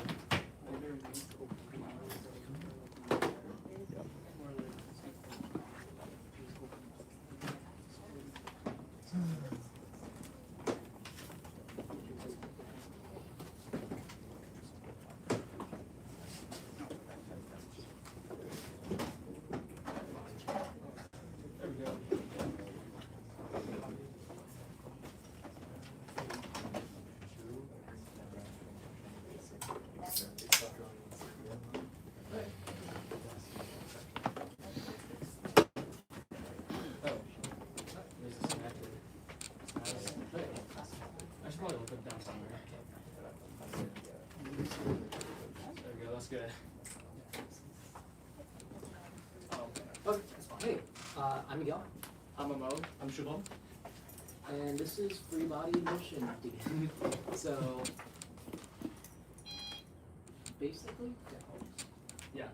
So basically what we were able to do over the past 3 days is we got So OpenComma, it's typically used to drive cars, but we thought, hey, how about let's try driving things indoor, fully autonomous. So what we ended up doing was we tried a couple of things, and then we eventually converged on monocular depth estimation, using that to do SLAM.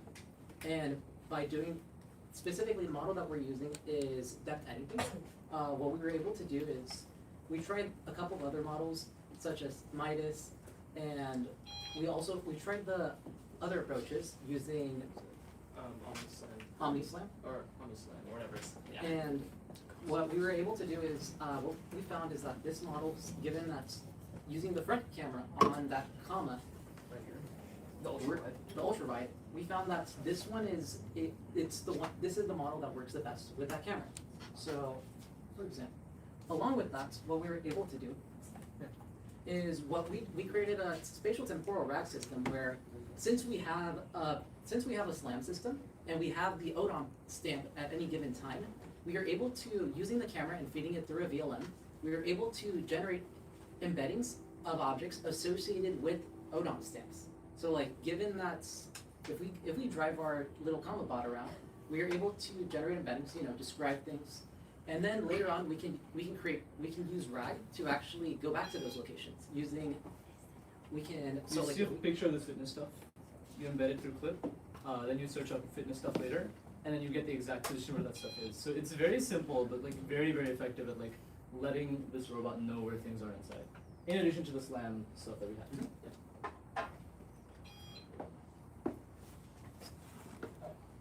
What's the dog doing? Oh yeah, let me go to this demo. Yeah. So the initial goal was like they could talk to each other and like coordinate tasks. Like for example, if this can go upstairs, this could tell this one to go upstairs.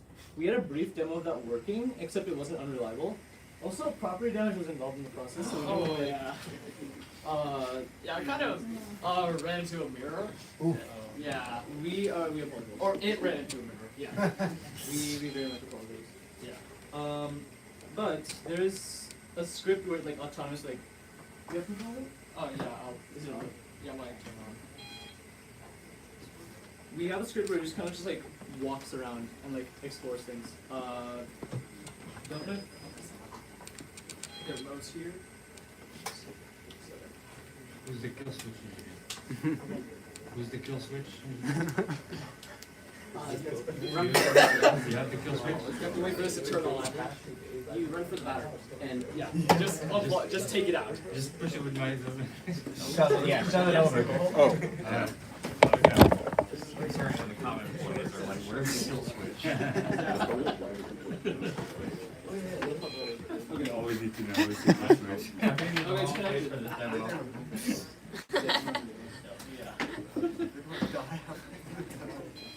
I saw it did to that mirror. I saw it do a backflip.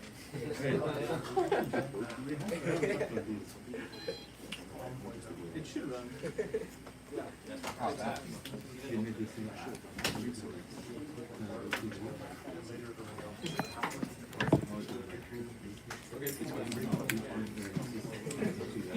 you get around one and move forward? It's doing like this. okay, yeah. Now. There we go. Whoa. Oh. I was gonna. It wants to be petted. Yeah. Okay. Yeah. Okay, so the safer version of this is me prompting it through Quadro. I can also set that up.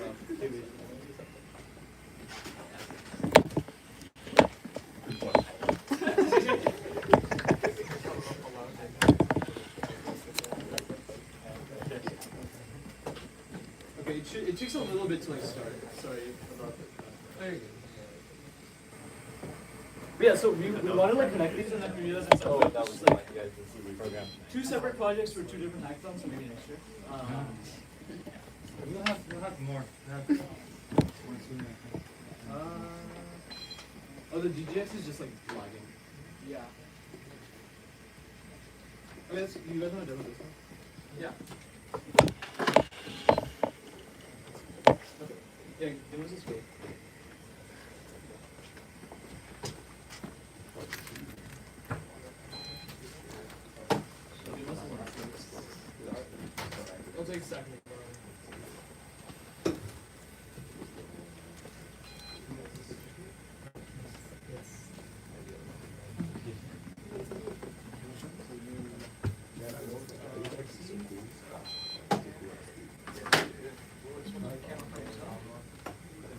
good stacking live.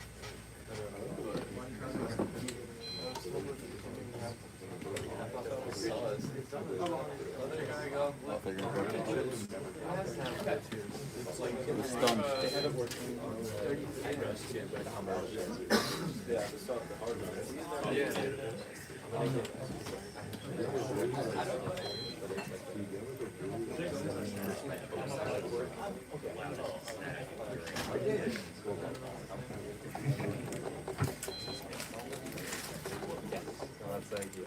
Because you can do it over ELE.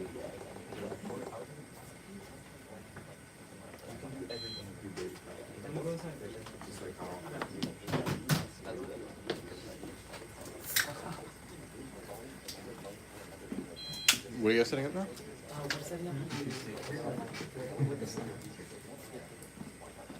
Usually it takes a second because it's all running off of our NVIDIA DGX. I did a lot of types. Yeah, I modified Flash like 20 times. I mean, we It gets back. It gets back. Yeah, so Are they mortar? compared to using something like Claude Code, compared to using something like Claude or like any other LLM model like that, it has horrible latency. So we decided to take advantage of the DGX Spark's compute power and run a local CPU server there to get to work. How about we come back to you guys in a sec? Okay, yeah. All right, you want to go? Yeah, And then we'll come back to you guys. This will be quick. Okay. Make sure you guys' thing is ready.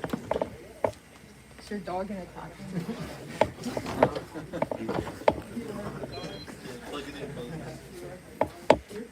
Oh my god, you turned down the thermostat.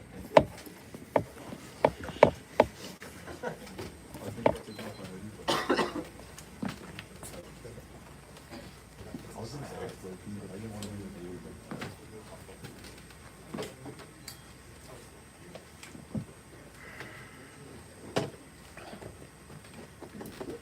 Is that what is just This thing needs some talk to a fans. Oh. Yeah, no, needs some talk to us. Needs some talk to a fans. I think that's the lighter. Oh, is it? That's just the lighter. That's just all the air it's moving? Yeah, this lighter spins pretty quick. How much is it? 10? I don't think the hardware's different, is it, between the versions? Oh, it's cool.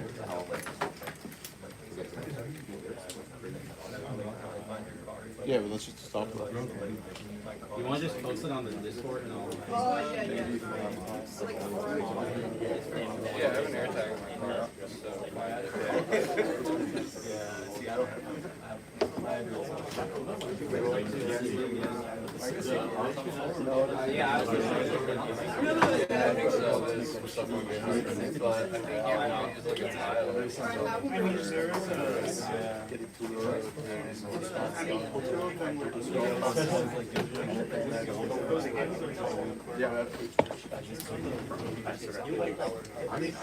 big reveal earlier. I mean, it's not like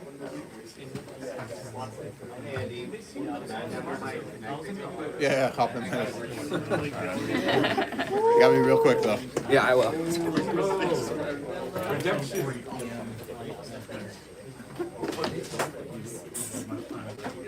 Alright, let's get them ready. You guys want to just come over here so you're like accurate, I guess? We're already past 6. We only got the space until 6 o'clock, so. Sort of. One moment I saw wearing a committed. What's up? For a moment I saw wearing a committed. They give us front row seats. They know ours is gonna be good. I gotta charge us overtime. Okay, this is the final screen if you get a successful flash. Nice.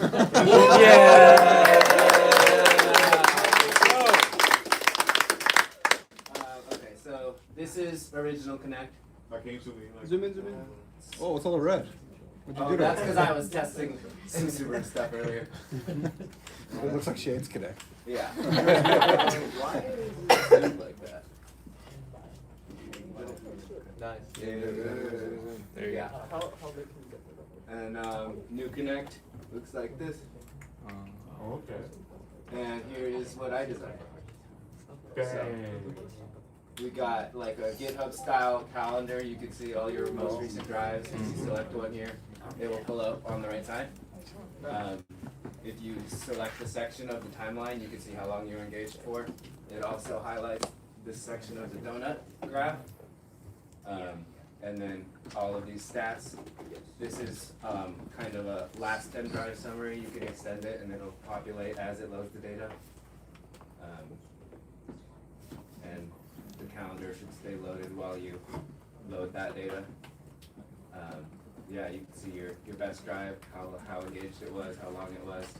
You can see how many miles you're getting before you get a disengagement on average. It'll compare it, the engagement percentage based on your last 50 routes as it loads in. And yeah, there's new panel for you guys, and there's a New map with column. the same thing.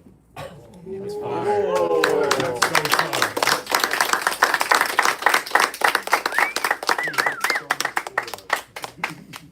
so fire. My oh.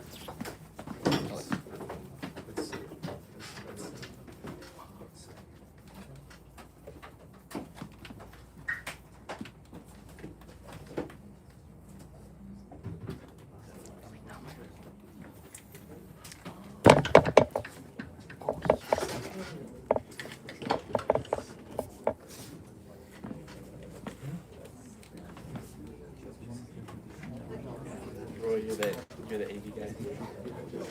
Alright, I'm Myra, my friend, had to leave early for a flight, and then we also worked on this with the help of Claude. So, NVIDIA, about 2 weeks ago, came out with a new VLA and diffusion model, and it's called Alpamayo, and I wanted to do some work with that, and then my friend wanted to do some work with an FPGA, and then we wanted to basically integrate running both those things with running OpenPilot. So again, this is the FPGA board that we're using right there. Pretty much everyone else has already talked about this, but a lot of times end-to-end models are large models. They're slow and hard to deploy. So what we want to be able to do is we want to take a large model. So Alpamayo, the model we just showed, it's a 10B parameter model. So we did some things with distillation, which we'll talk about, and quantization, to get a very small part of it to run on the board, and then to get a few things to run as close as possible as we can to in real time, which operate around like 10 to 20 hertz. So just general system overview, real quick, we take in single facing camera. So Alpamayo, by design, it has, you pick a number of cameras. By default, they have 4 cameras, so we just have to change that to 1. And then we go and we're going to interface that with OpenPilot's UI and then control stack. So essentially, what's going on there is just replacing the default model.d file or folder, and then we just replace it with something called Alpamayo D. So we already talked to someone previously, has talked about model distillation, where you're taking a teacher model and trying to distill that to a student model. So one of the problems though when you do that is you're losing information as you're distilling the model. So normally when you do that, you're focused on the size of the model, versus when you do quantization, you're focused on actually, you're focusing on doing inference with the model, so you're focused on speed. And so what we did is the FPGA, we spent a lot of time working on trying to port out some things on the FPGA. So again, this model, Alpamayo, it has basically it has the VLA, VLM, whatever, that generates reasoning outputs.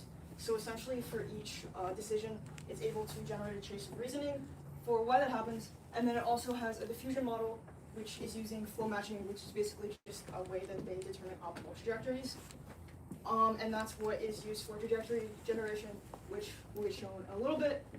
And so we spent a lot of time trying to figure out how to port things over to the FPGA, and we tried to port over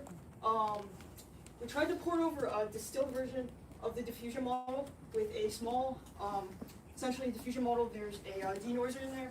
So we tried to just do a basically small version, distilled version of the diffusion model, tried to port that whole thing we could not. So then we kind of went like layer by layer, trying to figure out something like there. So we ended up being able to import the MLP layer from the diffusion model into ended up being into 8-bit quantization. We had a decent amount of issues doing that thing. So this is just this is a Claude generated chart. This just goes over our stack a little bit more.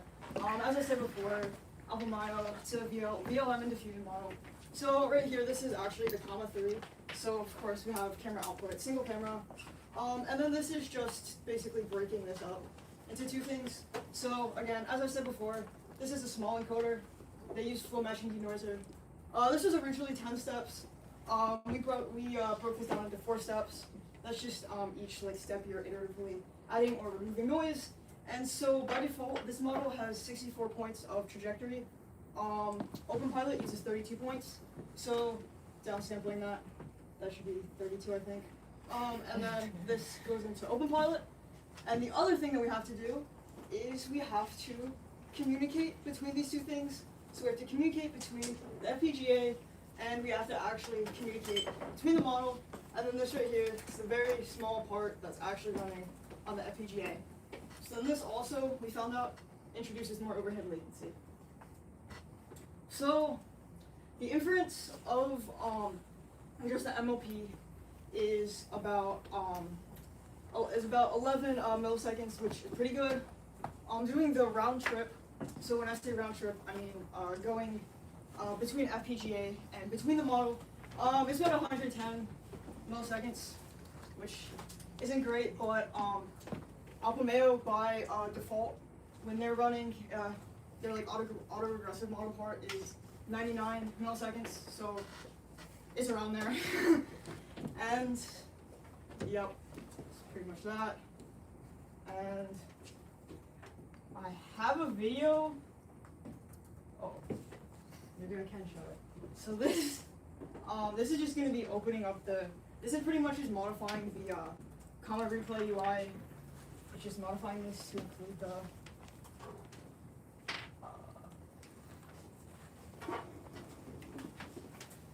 I don't think I can play the video, but I can drop it in the chat. Yeah. Cool. Okay. Cool.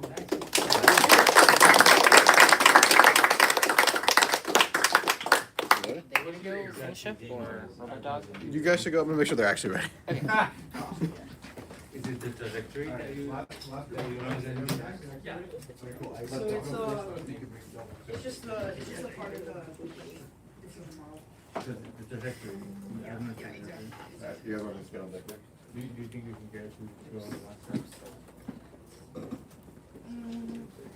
Yeah.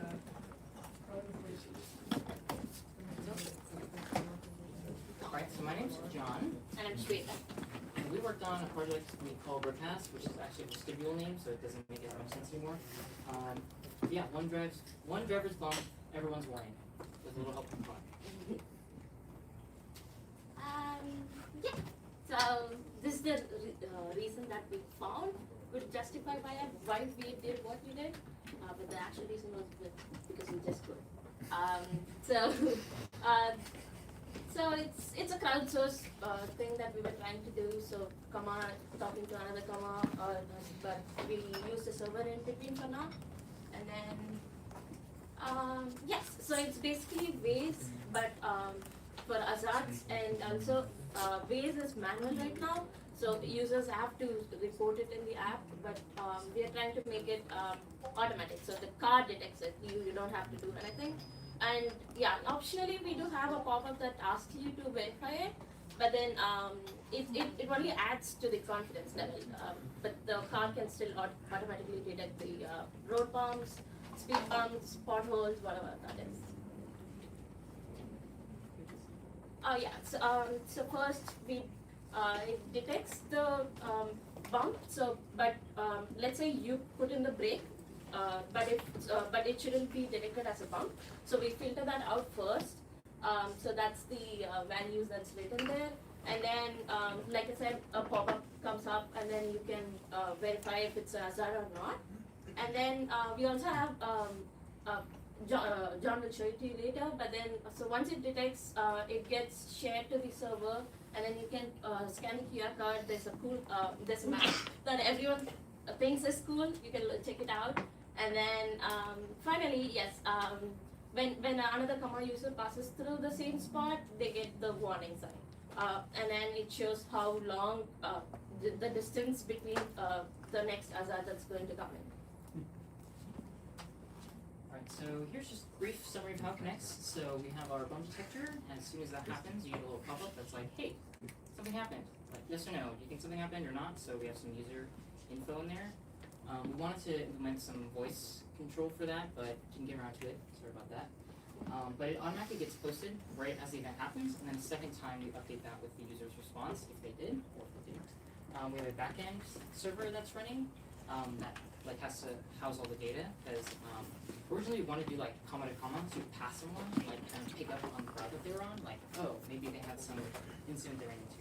But there's not really a lot of good hardware in the comma for that, like a longer range radio that does like short data really quick. And also I didn't have time, because neither of us work in hardware at all. I'm a web dev and game developer, so we're a little outside our sweet spot here. But then on the other devices, so periodically on the route, they'll fetch and say like, oh, is there anything up ahead? I wanted to do like it checks the road, has the back end like compute the path, and then look for events on that road. But too much overhead, keep it simple for a demo. So it just gets everything in a 30-degree radius from the heading direction, and then it grabs further depending on your speed. We can render a little warning for the user, and then the idea is that the commas can autonomously adapt. So if there's like, oh, there's like a bump in the road or something, then you should probably slow down the car. Yeah, this is the bump detector that I already told that, you know, when the user presses brakes, it shouldn't get detected as a bump. So that's so the jerk and acceleration should happen in a certain like small window for it to get detected as a bump. And then yeah, that's the pop-up that we told about yes or no. And then so in case if the driver can't confirm, once it's timed out, it automatically gets sent to the server. It still detects it as a bump. And then yes, and if let's say you go to work in the same route, the second day that you go, you don't want it to pop up again and again. So the second time it will automatically confirm if the jerk is if the bump is detected here, it will automatically confirm. It won't give you the pop-up again. And that's it. Oh yes, this is the confidence level that I told about.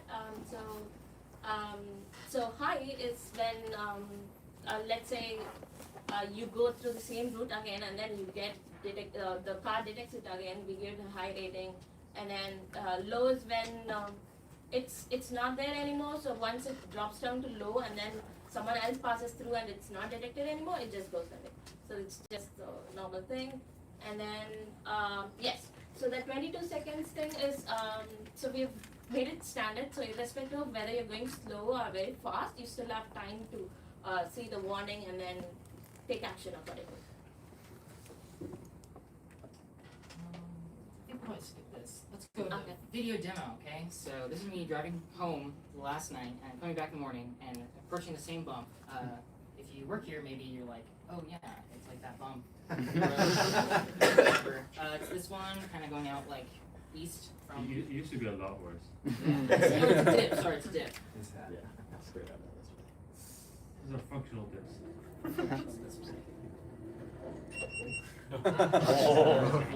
That was a hazard. Nice. There's more, everybody. Oh, okay. Same bump. So that first hazard is actually on the freeway, so just ignore that. I'll comment on it in the video. Huh. Just so we passed it because it kind of went. We're not on the right track. But this one is the right one. Just holding it. Oh, that's the one on the freeway. No, I know. Okay, last time on my way here, it was this bump right here. That was what set it off. Wow. Oh wow. Nice. Very cool. Sorry, I'm gonna throw. Okay. Alright. Amazing, right?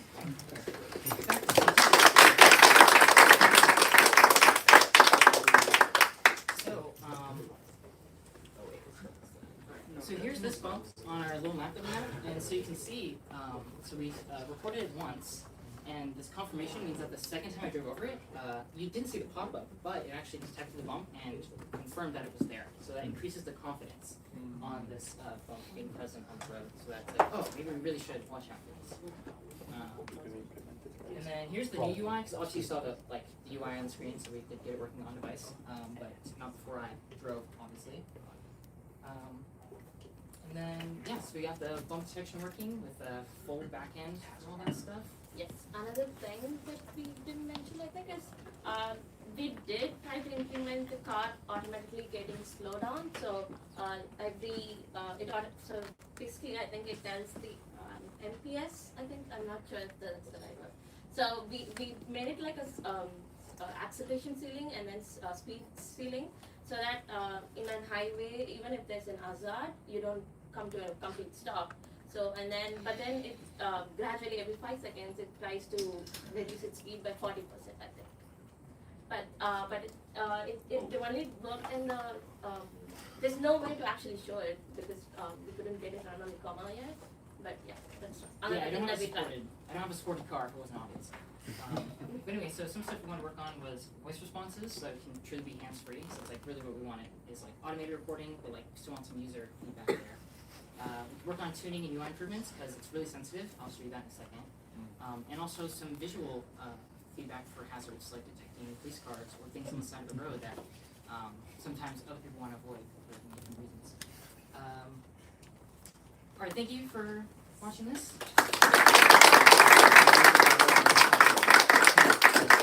These things come to those who wait, so I'm glad you all waited. And here's the setup. So I have my phone tied to my rear view mirror. It would be too long. And just shouted to it deep so that he gave me the thing to stick it to the window. And here's our big UI also. That was our first thing. Alright, and then here's a little web thing. There's a lot here, but that's just because we put some geofencing to like test it out. You can see the like here. Yeah, bump on the highway must be crazy. Yeah, so you can see this is that bump that we were talking about earlier. Here's us shaking it on the table in the building. This was the non-confirmed event that we didn't interact with. You can see we also have some wonderful events over at the 0 location. And then everyone thought this was cool. There's just some logging to like tracks. This is when we're requesting for hazards along this route that I took home, right into where we actually reported some bumps. All right, everyone wants to go, so.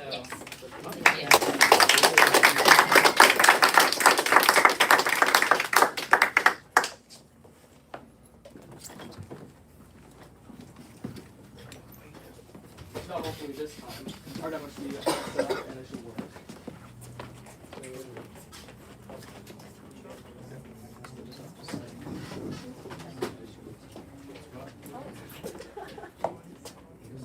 I don't know why I got off. Here. I was looking trying to get a sandwich, and then I second thought. Okay, after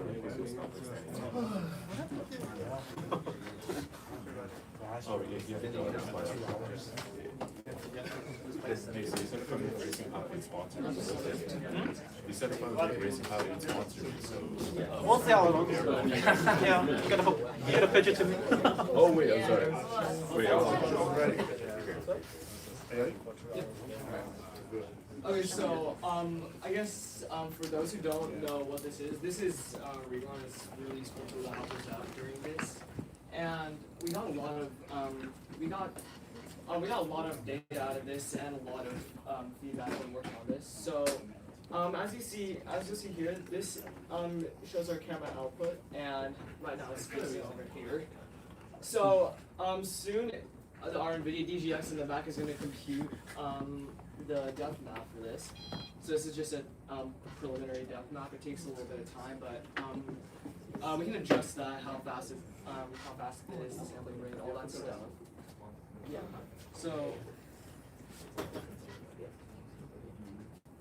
So we have an MCP server here set up that runs Claude, which we can tell our robot to basically do anything related.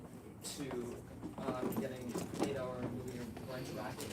So for example, say if I want to plot the entire room, the depth map of the entire room, I can say on our plot MCP, I can say turn around 360 degrees and stop, take pictures along the way to build a depth map of area of the area.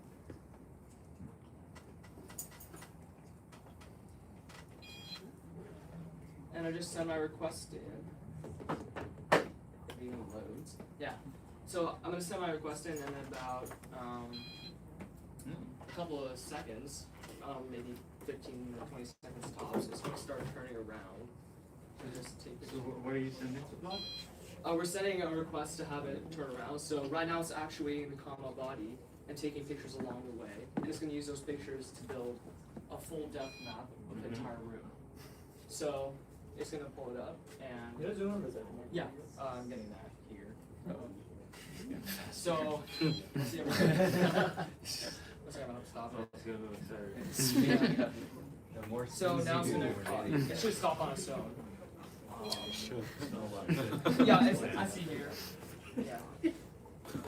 Absolutely. We gotta wait for the rate limits to hit.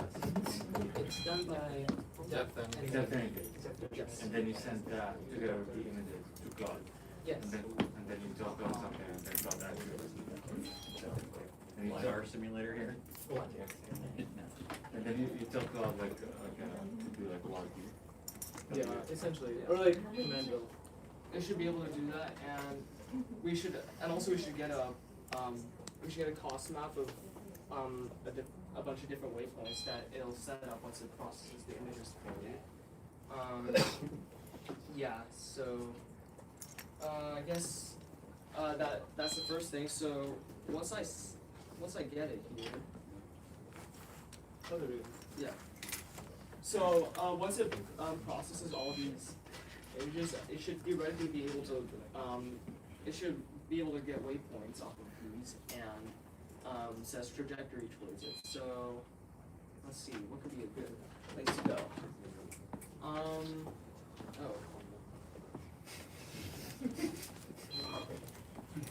He's enjoying spinning. Yeah, it's help my time. Yeah. So I guess for this part I'll share what it responded with when it observed. It said the room is an open office / meeting space, looks like AI headquarters. People gathering around a table, a wall-mounted TV, windows, and neon signage. Closest opticals are 1.3 meters on the left side consistently all views. Yeah, so it's giving somewhat of a good. Yeah, let's see, which object should it go to? Any Backpack? ideas? TV. Find the other Go body. towards the TV? Yeah, let's do Okay. So go towards, or just in case, so I don't want it to run directly into the wall. I'll just, I guess. Underneath the wall. Alright, we're doing science. Face your heading towards the TV and move 1 meter ahead and stop. So if I do that, and get the body driver back, it just started. It set the waypoint up here. Okay. I just set it, and it's just computing on Claude right now. It's gonna take some time.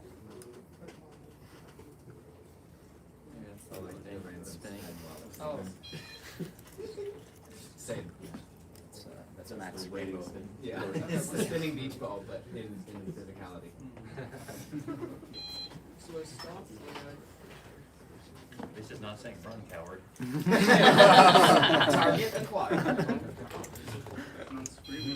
Yeah, so just stop, and now it is going to aim towards the TV.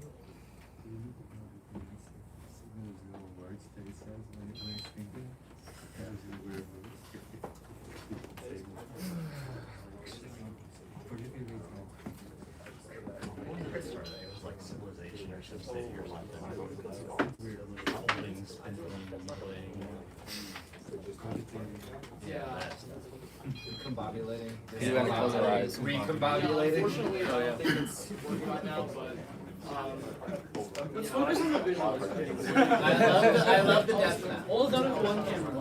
Oh, yeah, I was just asking Jen about it. I was just curious. So we have, even though ours it hasn't worked out for us, we have a couple more things to talk about in the process of making this happen. We went through a heavy amount of iteration to get this to work. We've gone through multiple different types of depth mapping systems, different sensors, different sensor types, and all of that. Okay, we're gonna end off with just this video right here. So this is basically all we've been dealing with, like until literally before that presentation. So we had multiple issues. So along with the sensors. Oh, come on. Okay, sorry about that. So we had multiple issues. We tried using location D for odometry. I don't know why, but it gave us weird headings and all sorts of weird coordinates. So we just scrapped that. We also had we then tried switching to camera only odometry, but we had a couple issues with that. We didn't have proper calibration or distance coefficients. We got that fixed up. Shout out to eSIM for giving us distance coefficients for it. So because of that, we got it to accurately map the moon, and some other things that we had along the way include our cost map. I think so in our cost map, it just would not work. We didn't get it working until probably 12 or 1 o'clock. That was basically stumping us for the entire time. So we did get it working though, and we got a good cost map. We got some pretty good depth maps, so I think that's a big win for us, especially since this is camera only and that's Monocular. So yeah, thank you.